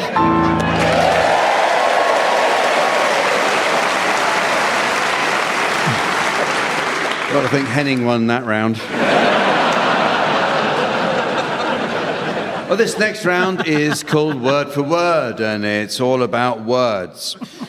In this round, each team takes it in turn to exchange a series of words, while the opposing team should challenge if they detect a connection between any of these words. Okay, so I'd like you to start exchanging completely unconnected words. Miles and Rachel, Marcus and Henning, it's your job to try to spot a connection. If I uphold the challenge, I'll ask you to take over and so on. So off you go, please, Miles and Rachel. Blue. Roll plug. Rapid. Bechamel. Peerage. Marcus? Peerage and Bechamel. Lord Bechamel was appointed as part of Liz Truss's departure honours. He donated a pint of bechamel sauce to Liz Truss herself, and she put him in the Lords. And that's true, is it? It depends whether you believe the whole Liz Truss thing happened, Jack. I'm still, I have my doubts, but yeah. Okay, I'm prepared to allow that. I'll allow over to you, Marcus and Henning. Change. Craven. Cheerful. Radiator. Dawn. Petonk. Miles, radiator dawn, do you think?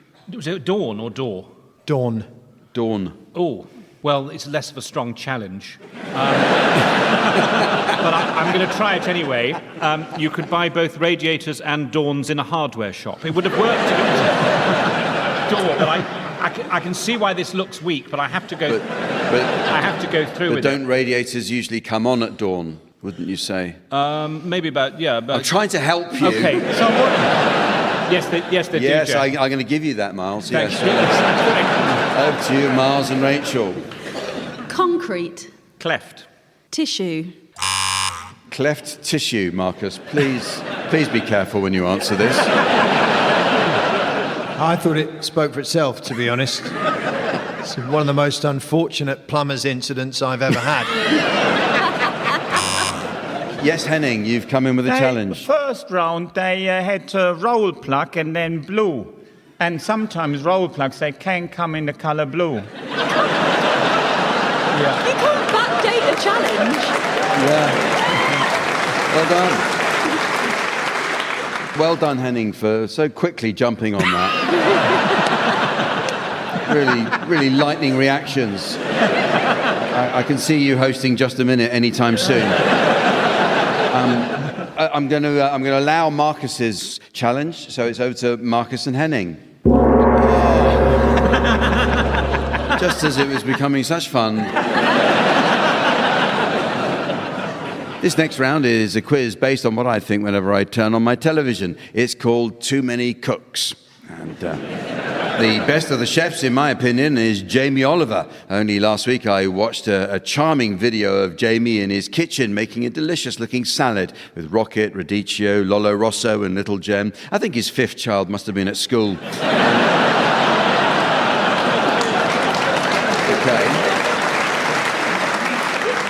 Okay, well, on with the round, teams, and it is all about cooks. So, fingers on buzzers, here we go. What are you said to do if you prepare a hot meal? Miles? Cook. Correct. Fill in the missing word in the title of the TV programme, Can't Cook, Won't Blank. Marcus? Cook. Very good, yes, it is. On we go. Fill in the missing word in the title of this TV programme, Can't Blank, Won't Cook. Rachel. Cook. Well done, Rachel. That's right, yes. Yeah. What do criminals who've had their R's removed, what are they called? Henning. Criminals?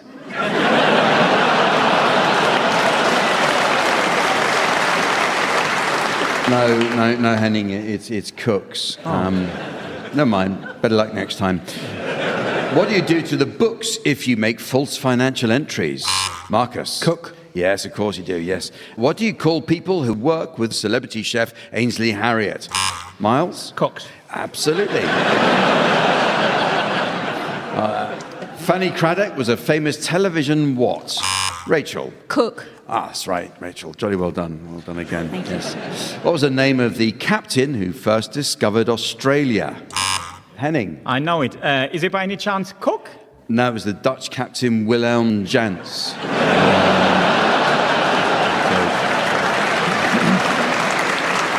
What is the surname of an England Test cricketer whose first name is Alistair? Marcus? Cook. That's right, that's right. Which other Alistair wrote a letter from America?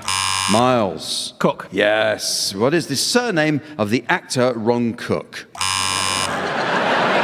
Rachel? Cook? Yes. You really got the hang of this, haven't you, Rachel? Well done. The islands in the southwest Pacific Ocean, approximately 2,000 kilometres to the northeast of Australia, are known as what islands? Henning? Cook Islands.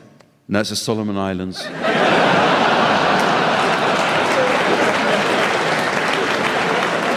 Yeah, the Cook Islands are actually in the South Pacific Ocean, northeast of New Zealand, between American Samoa and French Polynesia. Yeah, well, that deserves an extra point, but nobody likes a smart ass, do they, Miles?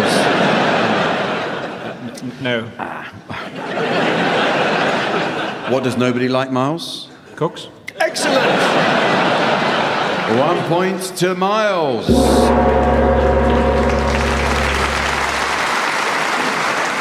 Thank you, teams. Well, the next game is a musical one entitled Song Stoppers. In this round, panellists from each team will take it in turn to sing the opening line to a series of well-known songs. And it's the job of their teammate to answer each opening line in a manner likely to end the song altogether. At the piano, we have Colin Sell.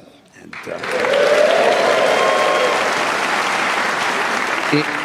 incidentally, Colin is often asked if there's a secret to achieving perfect pitch, and his answer may surprise you. Apparently, it's 60% bitumen and 40% coal tar. You can start, please, Marcus and Henning. Can we have your medley of first lines now, please?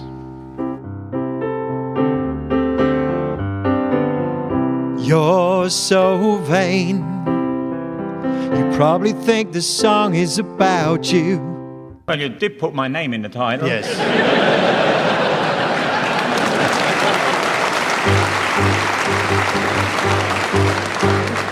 Round, round, get around, I get around.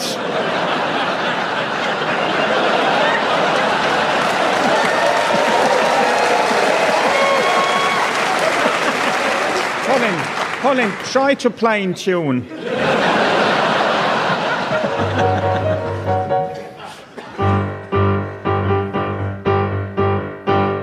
Round, round, get around, I get around. It's the first one you've got in since the pub opened.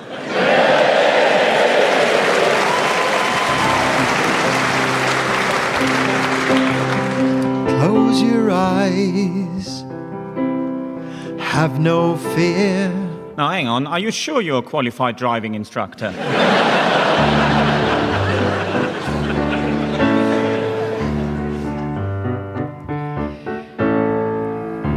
What's new, pussycat?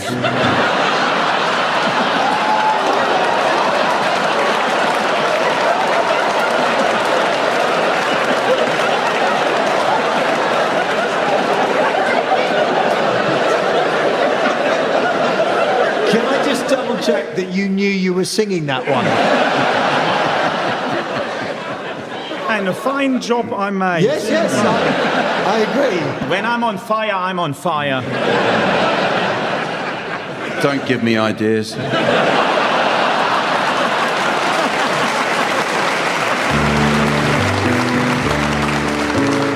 What's new, pussycat? A decapitated pigeon.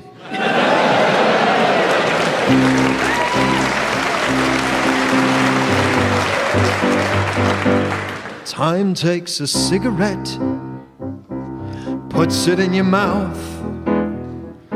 You pull on your finger, then another finger.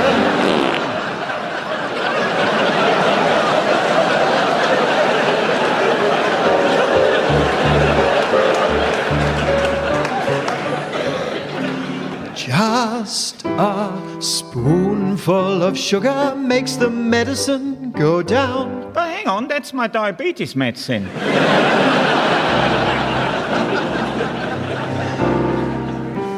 You never close your eyes anymore when I kiss your lips. And there's no tenderness like before in your fingertips. Marcus, I honestly think you should bury her.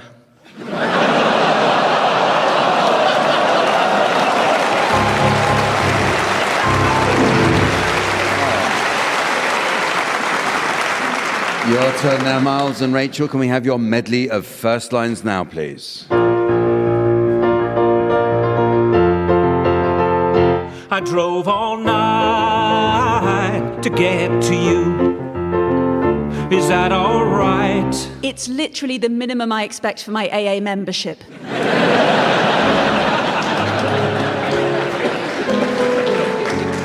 I put a spell on you because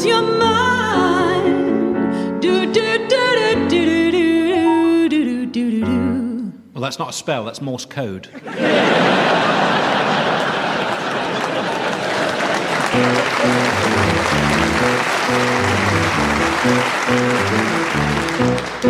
I ain't got no home, ain't got no shoes, ain't got no money, ain't got no class, ain't got no skirts, ain't got no sweater, ain't got no perfume, ain't got no bed.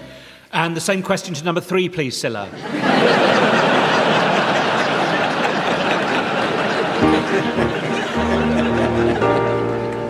If I said you had a beautiful body, would you hold it against me? If I said you had a smackable face, would you mind if I punched you?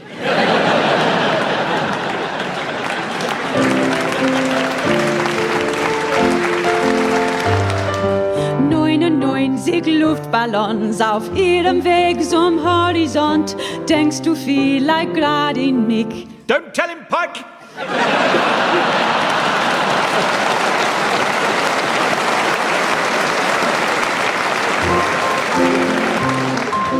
Love is like a butterfly, soft and gentle as a sigh. The multicolored moods of love are like its satin wings.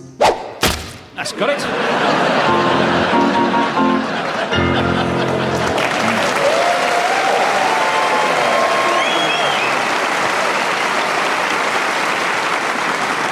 Well, it's very nearly the end of the show.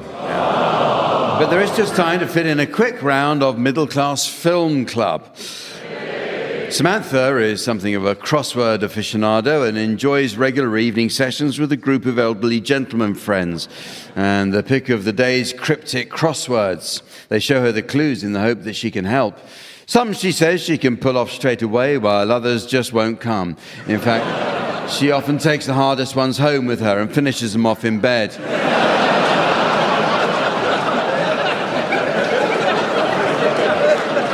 And I should say thank you to Sophie Rayworth for sending that one in.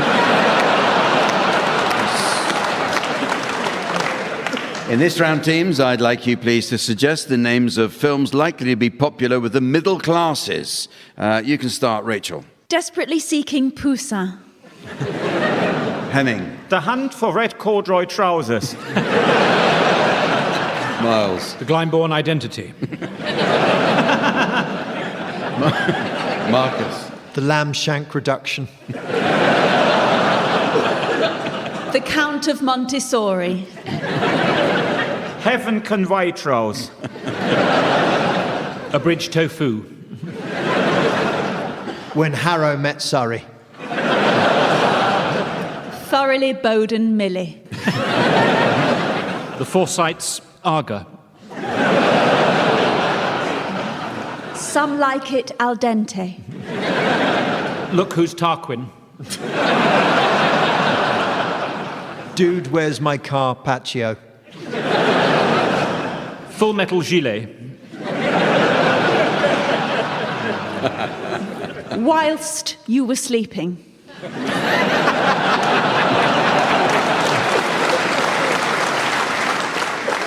And so, ladies and gentlemen, as the tremendous turbulence of time surprises the airline pilot of incompetence and the mile-high clubbers of calamity are rendered unconscious by the toilet ceiling of eternity, I notice it's the end of the show. So from the teams, Samantha, myself, and our audience here in Basingstoke, it's goodbye. Goodbye.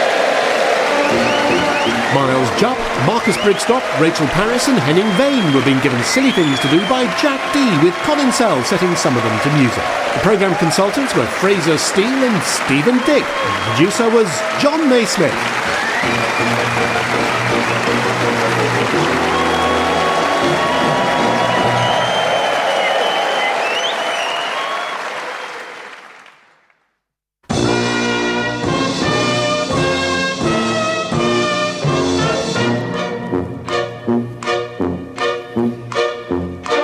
We present I'm Sorry I Haven't a Clue, the antidote to panel games.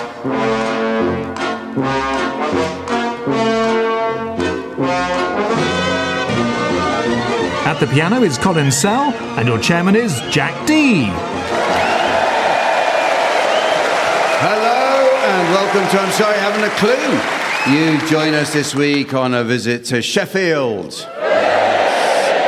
Often referred to as Steel City by the South Yorkshire Police Burglary Division.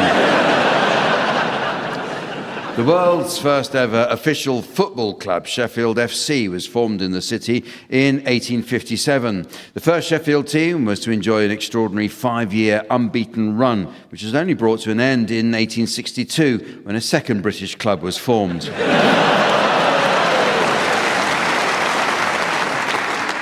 A fact you might not know is that the term hat-trick actually originates in Sheffield. For any Sheffield Wednesday fans listening, I should, of course, explain what a hat-trick is. It's when the opposition striker puts 3 past your goalkeeper. Sheffield was noted for the production of knives as early as the 14th century, and Sheffield knives are actually mentioned in Geoffrey Chaucer's Canterbury Tales. Even today, Sheffield companies like Eggington and Samuel Staniforth produce thousands of knives every day for export worldwide. In fact, the only place you'll see more knives produced is by visiting Firth Park after dark.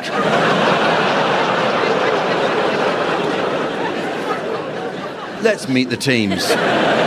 On my right, please welcome Tony Hawks and Lucy Porter. And on my left, Miles Jupp and Milton Jones. And taking her place at the desk next to me to enjoy an evening of scoring, please welcome the ever-delightful Samantha.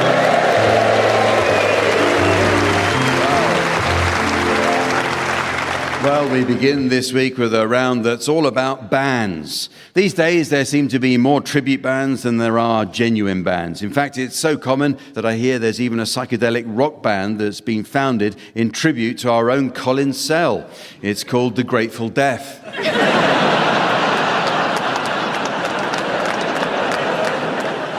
Anyway, teams, in this round, I'd like you to please suggest disappointing titles for tribute bands. You can start this one, Miles. Simply Dead. Lucy. Public Enema. Tony. Great Wind and Fire. Milton. Emerson, Lake and Starmer. Shakespeare's Cistern. The Shitehouse Family. Eminem, da-da-da-da-da.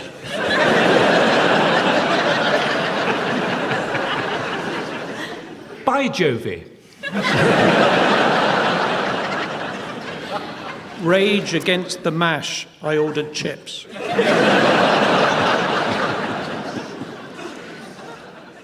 That.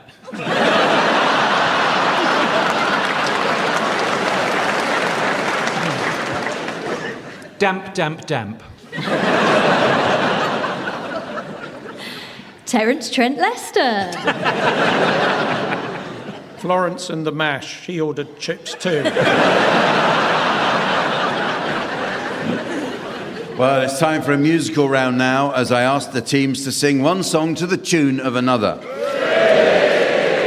At the piano, we have Colin Sell. And matter of fact, Colin was telling us about his days as a music scout and how thrilled he was back in the 1970s to discover The Cure. In his case, just a simple tin of stewed prunes. Okay, we'll start with you, please. Lucy Porter, I'd like you to sing the words of I'm Too Sexy by Right Said Fred to the tune of Bring Me Sunshine.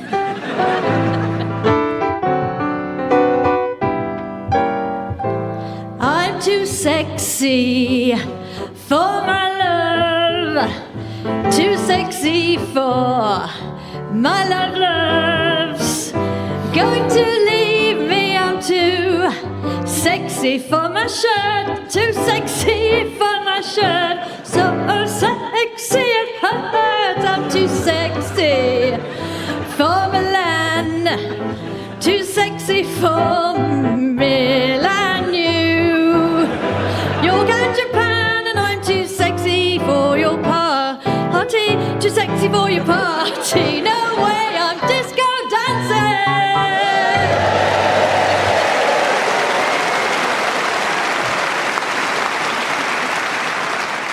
You now, Milton Jones, and I'd like you to sing the words of The Laughing Policeman to the tune of the Funeral March.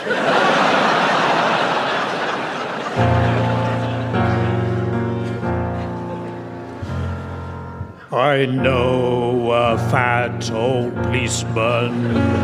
He's always on our street. A fat and jolly red-faced man. He really is a treat. He's too kind for a policeman. He's never known to frown. And everybody says he's the happiest man in town. Oh, ha, ha, ha, ha. Whoa, ho, ho, ho, ho. Ha, ha, ha, ha. Ho, ho, ho, ho, ho.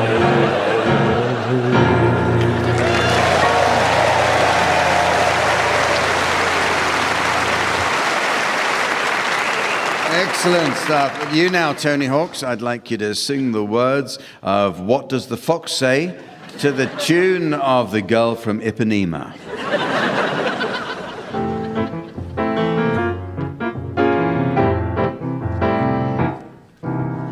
Dog goes woof, cat goes meow, bird goes tweet and mouse goes squeak, cows go moo, froos go creak, and elephant goes toot.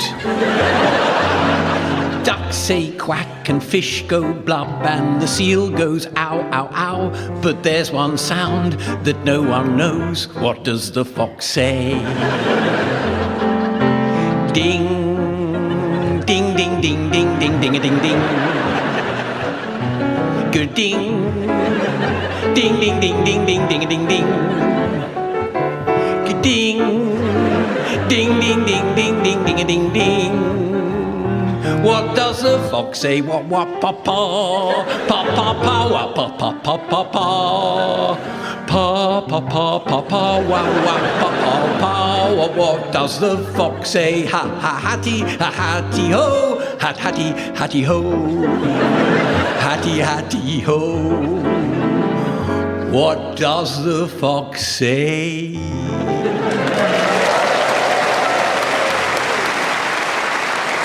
And finally, Miles Jupp, I'd like you to sing the words of Model of a Modern Major General from Gilbert and Sullivan's The Pirates of Penzance to the tune of The Windmills of Your Mind. I am the very model of a modern major general. I've information, vegetable and animal and mineral. I know the kings of England and I quote the fights historical. From Marathon to Waterloo in order categorical. I'm very well acquainted too with matters mathematical. I understand equations, both the simple and quadratical. About binomial theorem I'm teeming with a lot of news. Christ. With many cheerful facts about the square of the hypotenuse. I'm very good at integral and differential calculus. I know the scientific names of beings and animalculous. In short, in matters vegetable, animal and mineral, I am the very model of a modern major general. I know in mystic history, King Arthur's and Sir Caradox. I answer hard acrostics. I've a pretty taste for paradox.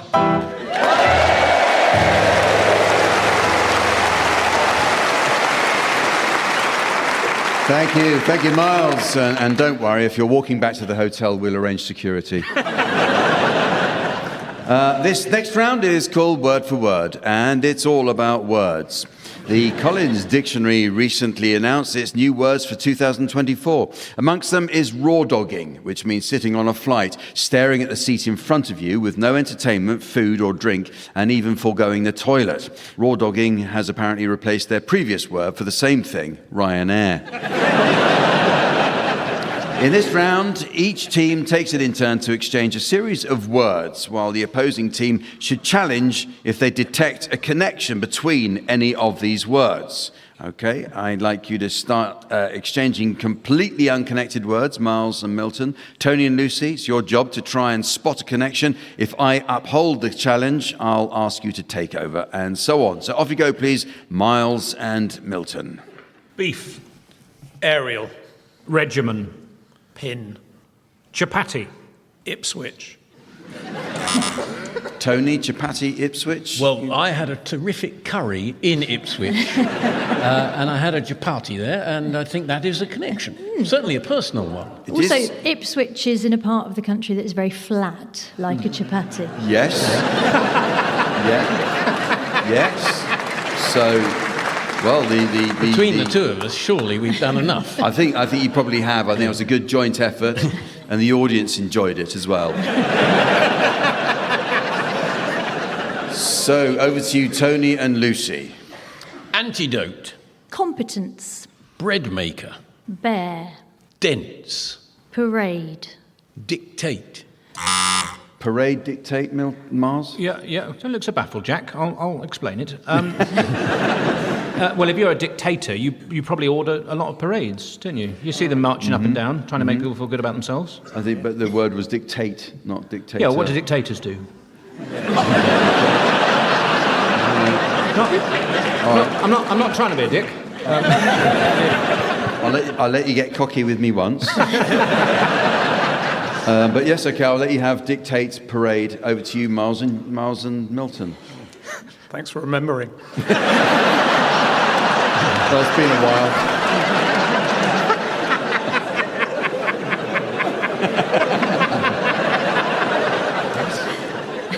Dementia.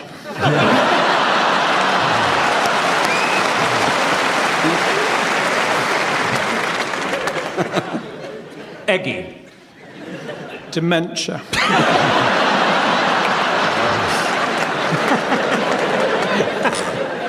Tony, you've gone for eggy dementia. Yeah. Well, most people that have dementia have quite eggy clothes. Their breakfast, they drop a lot of things. I can see where you're going with that, Yeah. yes. I think we'll allow eggy that. clothes. Yeah. Tony and Lucy, it's over to you. Empty. Dipstick. Harridan. Liminal. Igloo. Mitre. Miles, igloo, mitre? I have a toy version of each of those things at home.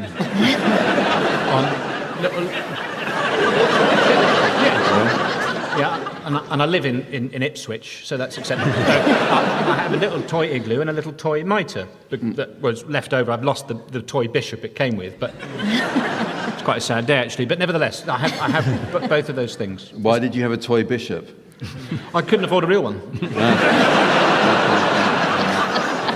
Okay, well, you get, that's the connection. I'm buying that. I'm happy with that. So back to you two.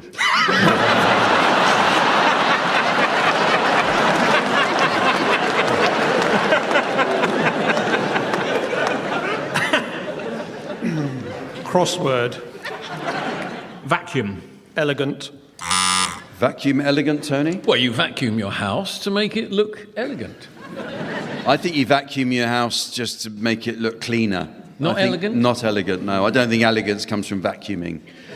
Elegance is to do with style, Tony. No amount of vacuuming can provide that. I've been to your house. Yes. You weren't actually invited, but you came. I've looked through the windows. I'm not going to allow that, so it's back to you, Miles and Milton. Oh, and that sound usually tells us that there's a film about to start. Don't we wish? Well, this next round is called The Symptoms. In this round, the teams will assume the role of doctors and patients suffering from an imaginary medical condition, and you can be our patients, Tony and Lucy. And the identity of your mystery medical condition is now being displayed to our theatre audience via the laser display screen. And for listeners at home, here's the mystery voice. Tony and Lucy think they're Radio 4. Tony and Lucy think they're Radio 4. So off you go, Lucy and Tony. Come on in. Oh, yes, do go. Normally it only means one thing when a young couple come in to see the doctor together. Well, it's not that.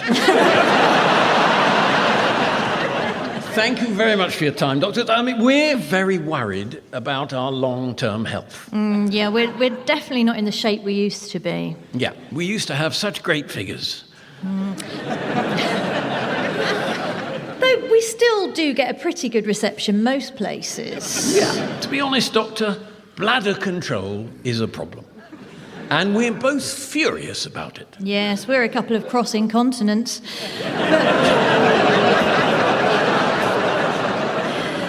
But we're not all talk, you know. I think we are. Yes, oh yes, we are. And money's a bit of a worry for us at the moment. Yes, money is a bit of a worry. You see, we're having to get by on a lot less these days. Yes, we're having to get by on a lot less. Yes. Sorry, that might be why we keep repeating ourselves. We do have a busy daily schedule, don't we? Oh, yes. Every morning I have a woman who comes in for an hour. And I usually come over all funny around 6:30. No, not as often as you used to. No. The sad thing is that people misjudge us. They think we're just serious and unsexy, but that's not true at all, is it? Absolutely not. I'm constantly getting turned on. Yeah. Me too. I tend to get most turned on around 7 in the morning, usually by people over 50. What gets you turned on most, would you say? Oh, for me, it's Melvin Bragg. Goodness, yes, he's gorgeous. Yeah. Good to know we're on the same wavelength. We get turned off too, though, don't we? Oh, yes, usually at 2 p.m. and 7 p.m. on weekdays.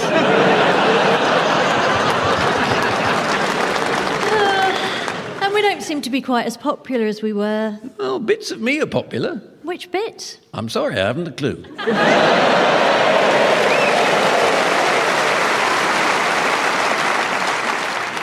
I think it sounds like you're, I don't know, is it still on? Radio 4?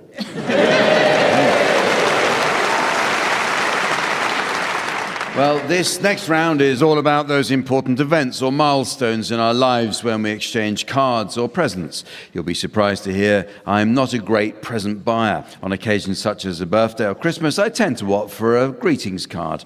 My wife, on the other hand, is a very keen present giver and generous to a fault. Last Christmas, just to stop her asking, I suggested she get me a simple cheese plant, which is why I'm now the proud owner of the Limeswell Creamery.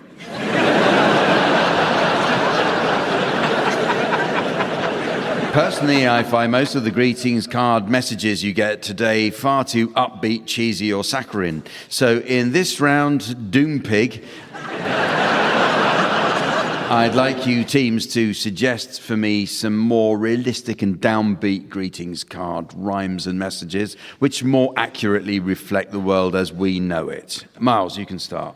Sorry for your loss, but at the same time, congratulations on your inheritance. Lucy. This is a get well soon card. I wish I'd found out sooner that you were feeling down, then I wouldn't have hidden in your wardrobe dressed as an evil clown. Milton.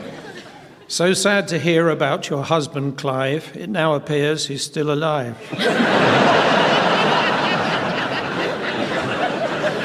Tony. Happy Father's Day. A day for Dad to stop and rest and maybe have a glass of fizz while Mother wonders in the kitchen how to tell him they're not his. Good luck in your new home, wherever it is, because you certainly can't stay here.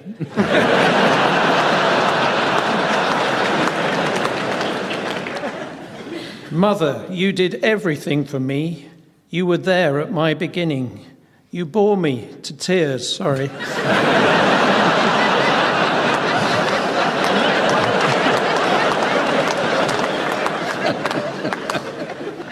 On your new baby. We wanted to praise your new wee lass, but thought it best to keep it vague, because we noticed in the photo she looks just like William Hague. So sad to hear about your darling cat, who's left the world at the age of 7. My garden oft he used as a toilet. I hope he's the only cat in doggy heaven.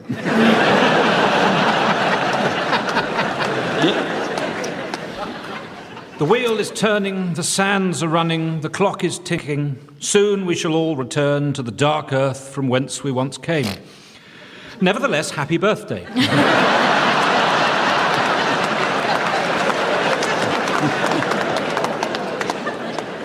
Congratulations on your new job. I guess it's just bad luck that the last incumbent blew it, and that no one else within the fold was mad enough to do it. But you have been selected, so if you can, be merry. The Most Reverend Richard Coles, Archbishop of Canterbury.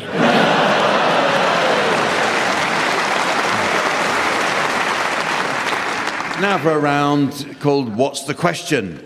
Many answers are the result of fascinating questions. For example, if the answer was U2, the question would be, which contestant did the hill farmer choose on Welsh blind date?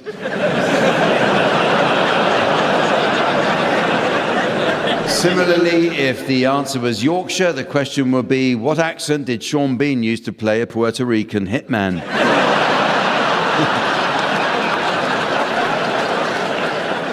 Okay, teams, I'll provide the answers to various questions, and I'd like you to suggest what you think the original questions would have been, okay? So we'll start with you, Miles.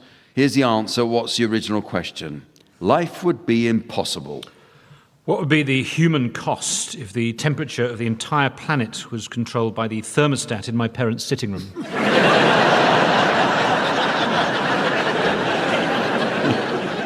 It's actually what would happen if Earth had no liquid iron core and thus no magnetic field. How about this one, Milton? What would be the question if this is the answer? Simply by adding an X. What's the best way of ruining the name Andre?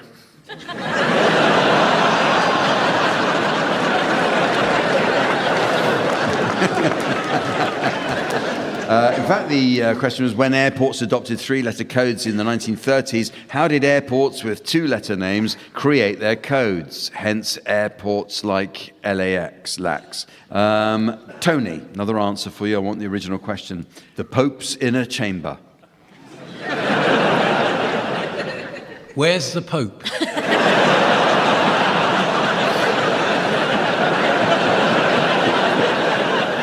In fact, the answer is, where in the Vatican is there an escape tunnel which leads to a secret location outside the Vatican's borders?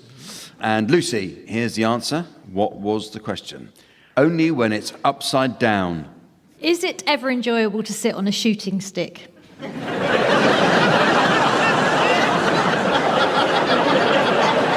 actual question was only when a flamingo's head is in what position can it eat? Only when it's upside down. All right, here's the answer. This is for any of you to have a go at. Here's the answer. What's the question? Not unless they spread their legs.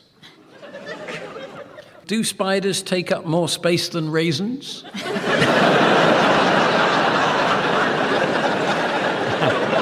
It's actually, are giraffes able to drink water from a river or watering hole? And here's another one. What's the question? They are indistinguishable from human ones. What is remarkable about Elon Musk's eyes?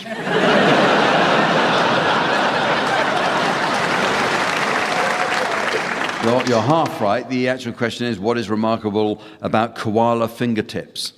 And here's another answer. What's the question? The introduction of boxing gloves. What noticeably improves Colin's piano playing?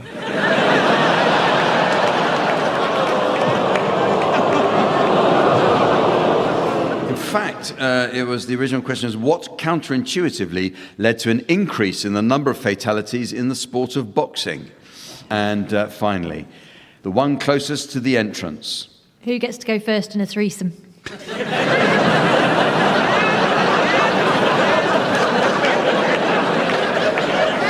fact, it's statistically, in a gents' lavatory, which urinal is the cleanest? Well, that's just about the end of the show.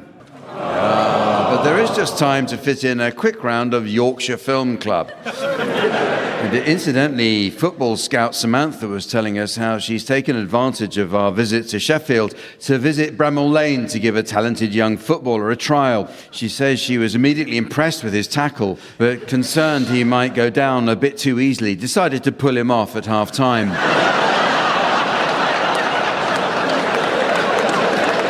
She's convinced with him they'll soon be on top of the table. Thank you for sending that one in, Mrs. R. Reeves of London West 1. Anyway, in this round, teams, I'd like you please to suggest the titles of films likely to be enjoyed by people from Yorkshire. I'd like you to start, please, Milton. Terminator.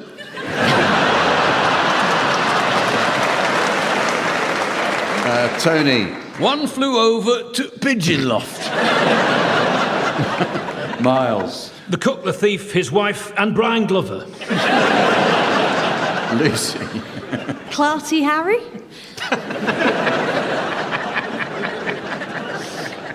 The Boycott in striped pyjamas. Dr. Nout.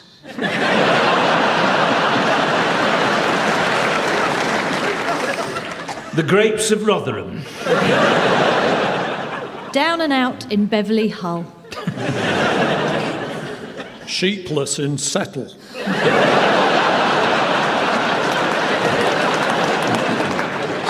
Ilkley, Batley, Deeply. There's something about Mary. Will you have a look, Mr. Herriot? Murder on Transpennine Express. For a few dollars more, I'm not made of money. E.T.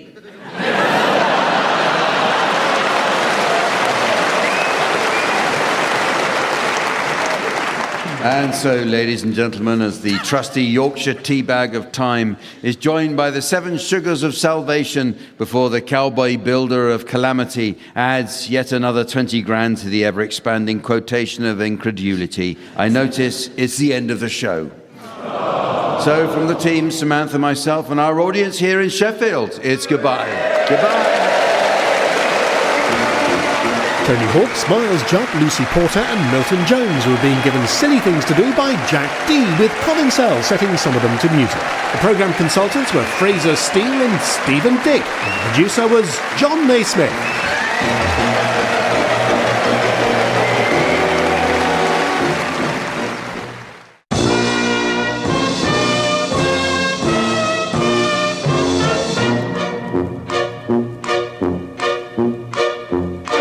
We present I'm Sorry I Haven't a Clue, the antidote to panel games.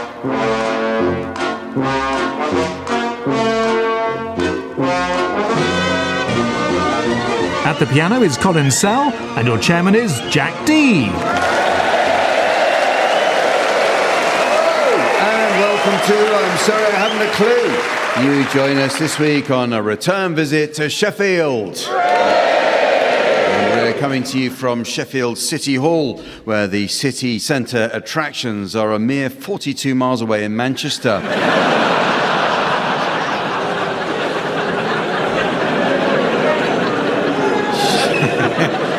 Sheffield produces most of the world's cutlery. Demand for Sheffield cutlery is at an all-time high thanks to a burgeoning Middle Eastern market and the constant demand for silver spoons from the English home counties maternity units.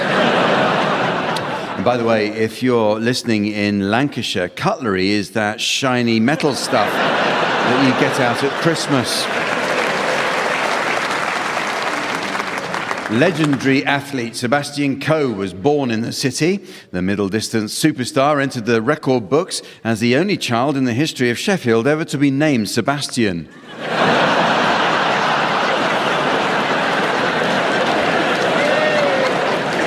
Sheffield is called the largest village in England due to its relative isolation, surrounded by hills, and not, as Lancastrians claim, because it's full of idiots. Ah, you laughed at them.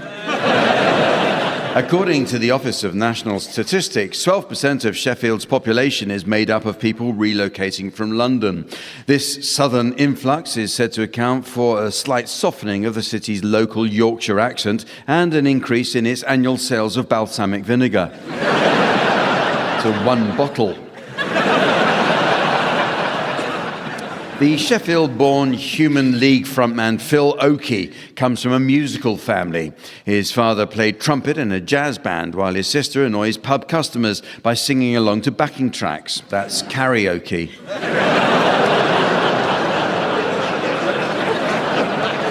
Sheffield is known as the City of Seven Hills. It was at one stage 8 hills until some Jobsworth cartographer from the Ordnance Survey decided that Dame Jessica Ennis Hill wasn't tall enough.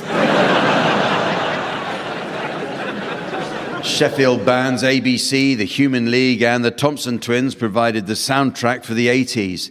Their work can still be enjoyed at their hugely popular nostalgia concerts, or if you're a 1980s Radio 1 disc jockey, via Top of the Pops repeats on the communal television on E-Wing.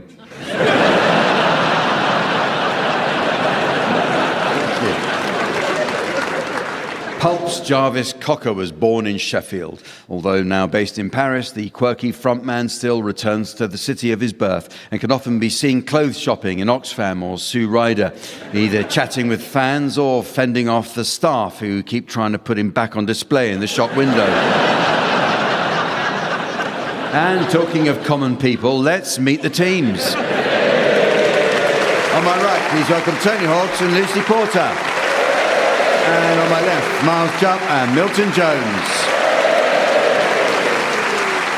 We start this week with some new additions to the Uxbridge English Dictionary.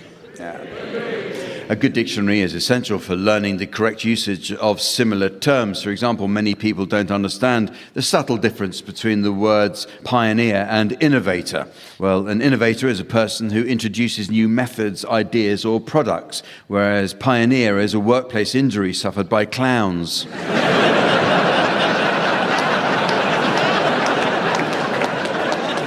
But the meanings of words are constantly changing, teams. So your suggestions, please, of any new definitions you may have spotted recently. Lucy, you can start. Grimsby, a fairy tale insect.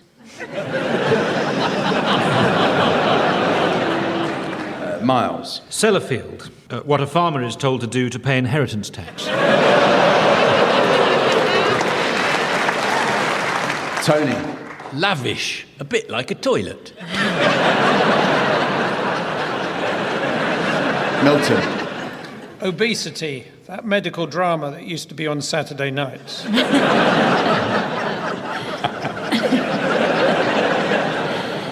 Knick-knack, an innate gift for stealing.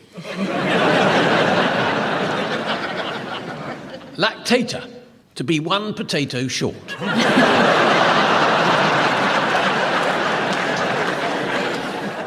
Orchestral, suggestion of a different bird to eat this Christmas.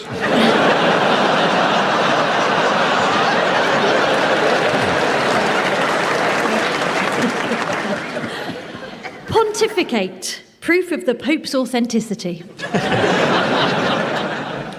Pupa, private healthcare for insects.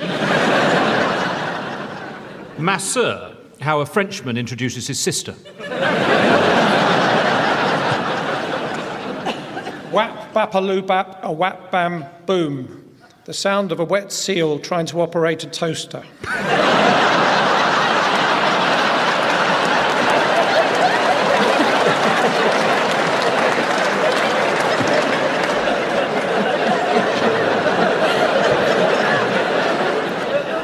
Tapas, to pat a bottom. Trench warfare, a battle over a spanner in Yorkshire. Merseyside, somewhere between murder and suicide.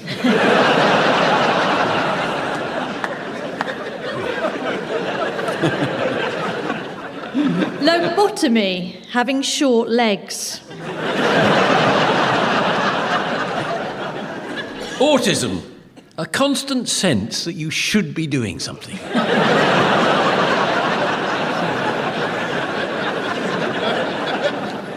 Subwoofer, a dog trained to bark at U-boats. Dundee, unimpressive boast about how much of the alphabet you've studied.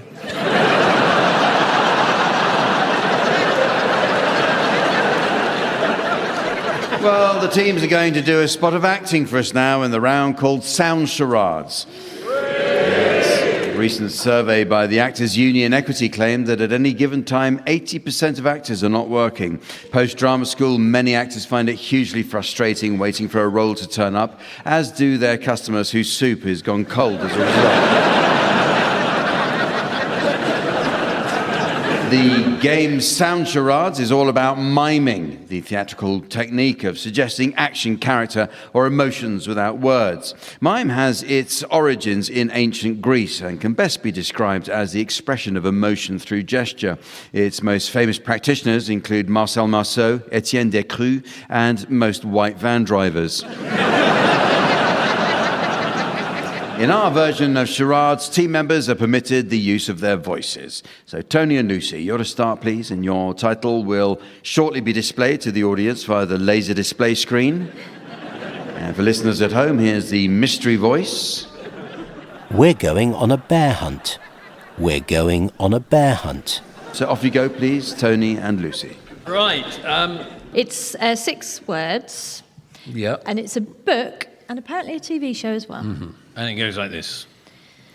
Good morning. Is this your first outing with the Cheshire Hounds? Yes, I do hope this horse is well behaved. Oh, yes, he's very steady. And it's a beautiful day.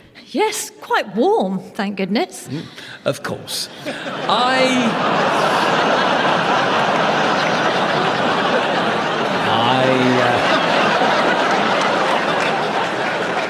I'm guessing from that it's your first time riding naked. A horse, yes.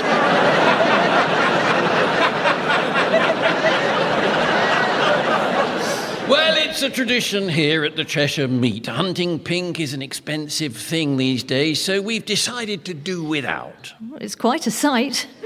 Oh, thank you very much. And here come the hounds. Oh, that's a magnificent pack. You're too kind. Good heavens, who's that? He's the whipper in. Oh, and today he's whipped it out. It all adds to the fun. Tally-ho!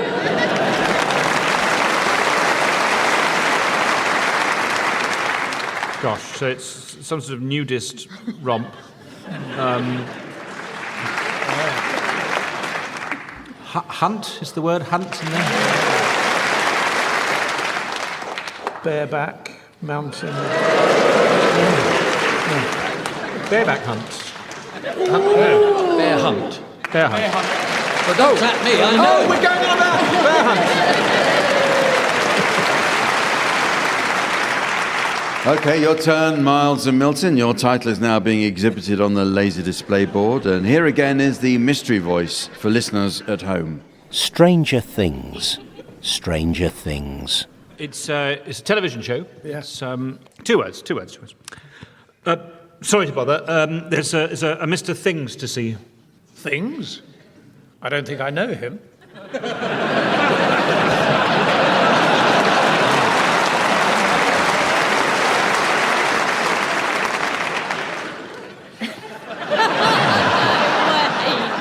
Right, Mr. Things. I don't know Mr. Things. I don't know Mr. Things. Is it Rivals? I just like it, it's dirty. You'd get to see Mr. Things thing in that, wouldn't you? Has it Well, ever things. You don't know things. That's what you said. So what does What is does something that make that you don't things? know? Yeah. Stranger Danger. Stranger Things.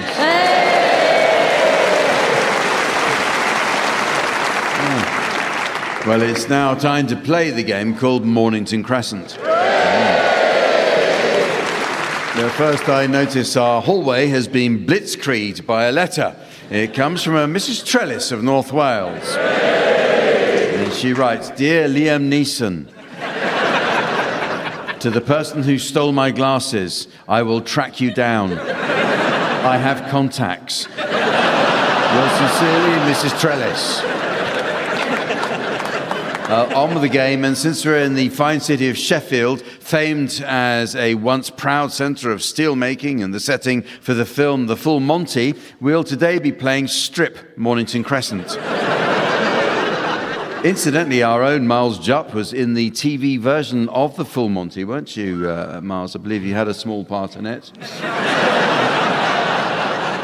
So, the rules are quite simple. If any player makes a foul move which is disallowed, he or she must remove one article of clothing. Apart from that, we'll be playing according to Stovall's articulated version of the game, where line stoppage is free, but laterals and ridings will need to be trebled unless north of the Jubilee line.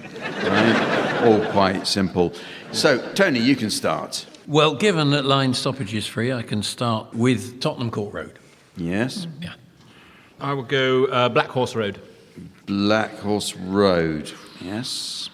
9 Elms? Yeah, that's okay. Nice. Yeah, well done, yeah. Milton? Arnos Grove.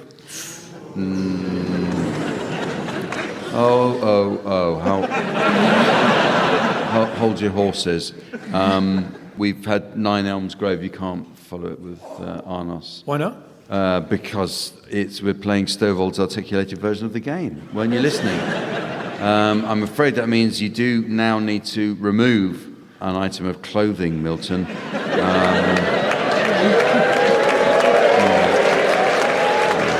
You're on tour at the moment, aren't you, Milton? Yes. How did you know? Well, I just noticed you're wearing a stab vest. So maybe that should come off first. Okay, here it comes. Right.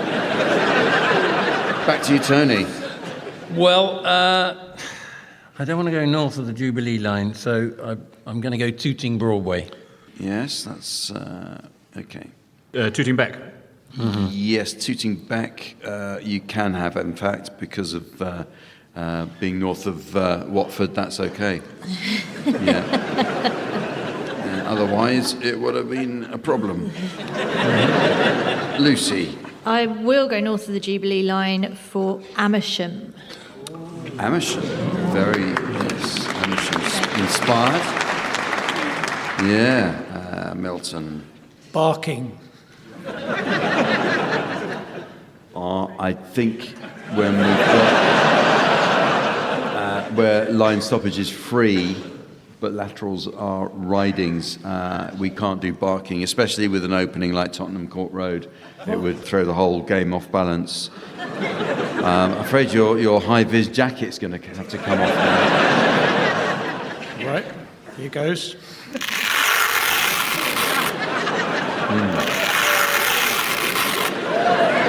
It means a lot to me. You see, my great-grandfather invented the high-vis jacket when he was fighting in the trenches in the war. It was also the last thing he did. Yes, that's right. It's, we're all wearing high-vis jackets this evening in his memory. Perhaps we could have a little time of reflection.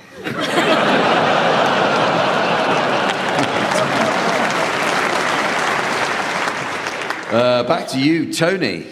Heathrow Terminal 3. Ah, yes, okay, yes. Yeah. Finchley Road and Frognall. Try without Frognall. Finchley Road. Finchley Road is good, yes. You can have that. I should have disallowed it. I just don't want you taking any clothes off.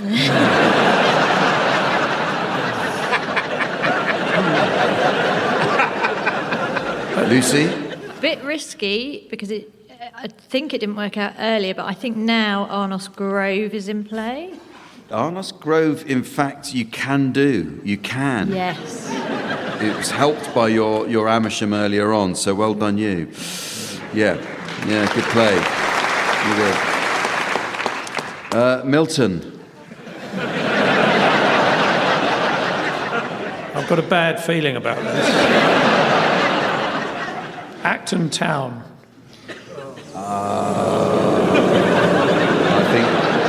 I think the audience know as well as I do that that's not going to work. You can't pass muster with that. We've had Heathrow, remember? So I'm afraid it's time for the false moustache to come off. Let me help you. It wasn't false. so sorry. Maybe we should, well, in that case, take something else off. How about the false eye?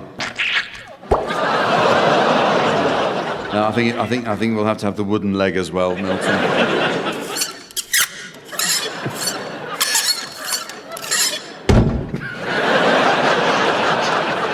Fair enough. Well, better luck next time.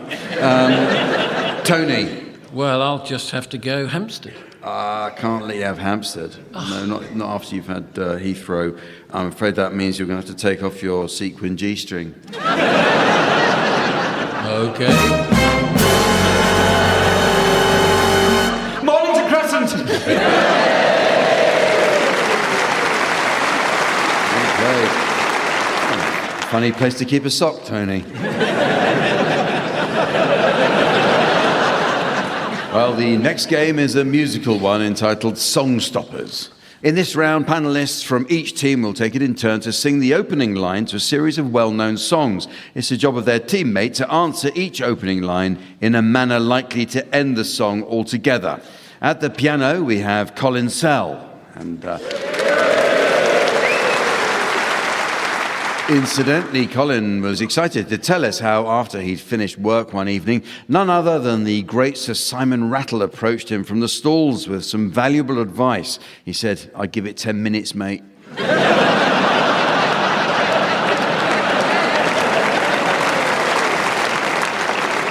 You can go first, Miles and Milton. Can we have your medley of first lines, please?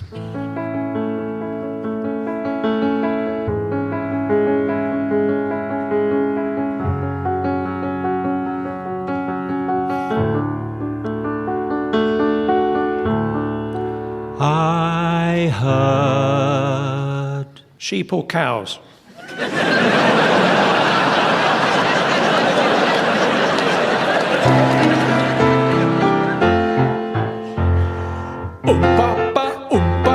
That's how it goes. Yes, it's what we doctors call cardiac arrhythmia.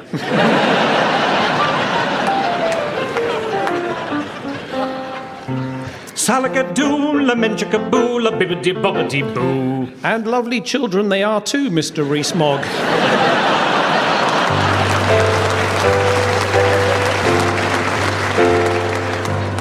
Ebony and ivory. No, keep going, Colin. I've got away with it. Ebony and ivory live together in perfect harm. I could sing it for you. Do you want me to sing it for you, Mark? Yes, yeah. Tony Go sing on, it. then, I'm and sure they'll it's do fun. the punchline, okay. Thank you. Ebony and ivory live together in perfect harmony. Yeah, the perfect blend of deforestation and illegal poaching.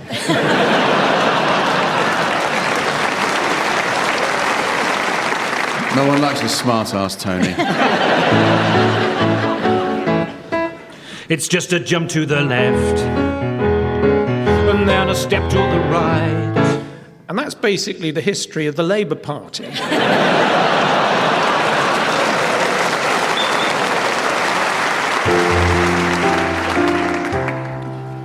When I find myself in times of trouble, Mother Mary comes to me, speaking words of wisdom.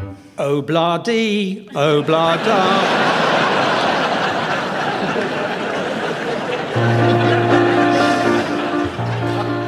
To dream the impossible dream, to fight the unbeatable foe, to bear with unbearable sorrow. And how long have you been a Sheffield Wednesday fan?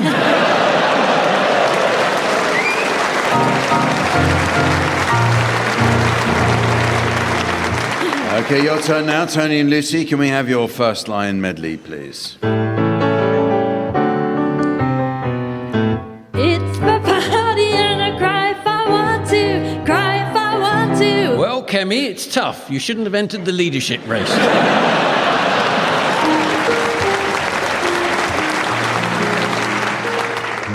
You're beautiful You're beautiful.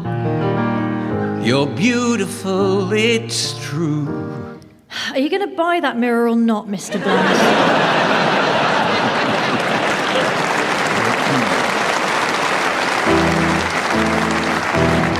And if you don't love me now, you will never love me again. I can still hear you saying you would never break the chain. I'm sorry, but it just wouldn't flush.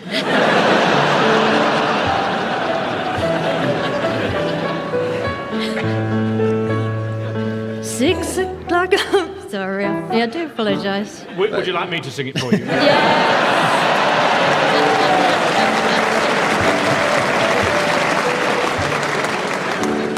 6 o'clock already, I was just in the middle of a dream. I was kissing Valentino by a crystal blue Italian stream. Lucy, wake up, you're snogging the cat.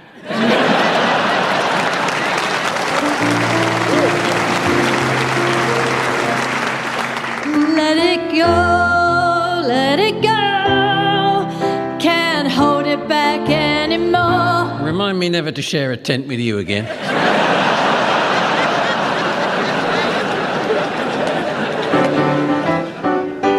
Hey, you put your left arm in, your left arm out, in, out, you shake it all about. Yes, is there another vet we could speak to?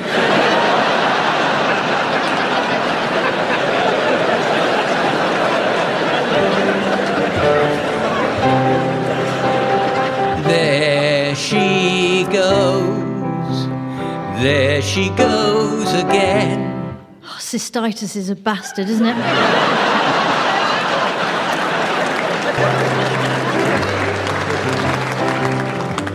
She unscrews the top of her new whiskey bottle and shuffles about in her candlelit hovel like some kind of witch with blue fingers in mittens. Still, at least she got to be Prime Minister for 44 days.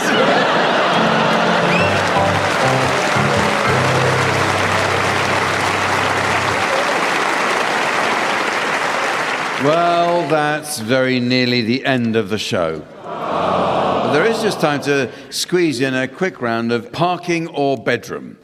So teams, in this round, I'd like you to come up with phrases that might be suitable for use both in the bedroom and while parking the car.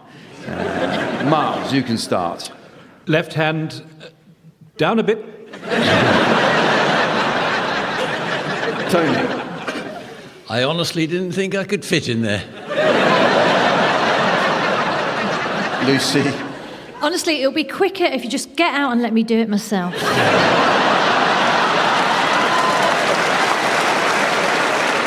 Milton. Sorry, I didn't mean to honk.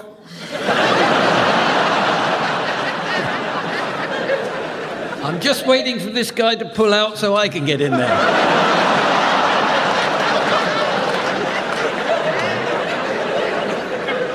I just always feel safer in these big Swedish models. Don't worry, I'm just dropping off as well.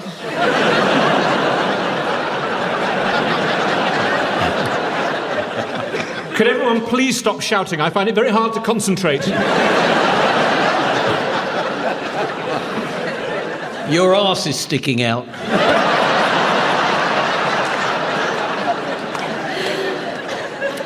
Oh, if you have a rummage in there, you might be able to pull out a tin of travel sweets.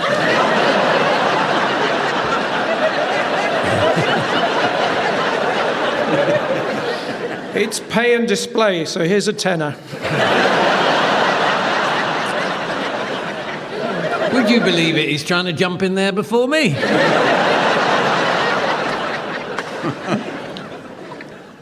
What an arsehole.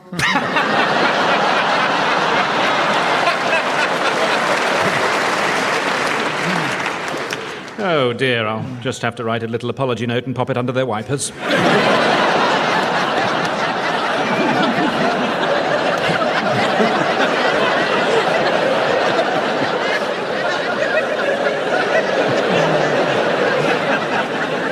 And so, ladies and gentlemen, as the worming tablet of time is given to the dastardly Doberman of destiny, seconds before it drags the backside of abomination across the cream-coloured carpet of calamity, I notice it's the end of the show. So from the teams, Sven, myself, and our audience here in Sheffield, it's goodbye. Goodbye. Tony Hawks, Miles Jupp, Lucy Porter and Milton Jones were being given silly things to do by Jack Dee, with Colin Sell setting some of them to music. The programme consultants were Fraser Steele and Stephen Dick. The producer was John Naismith.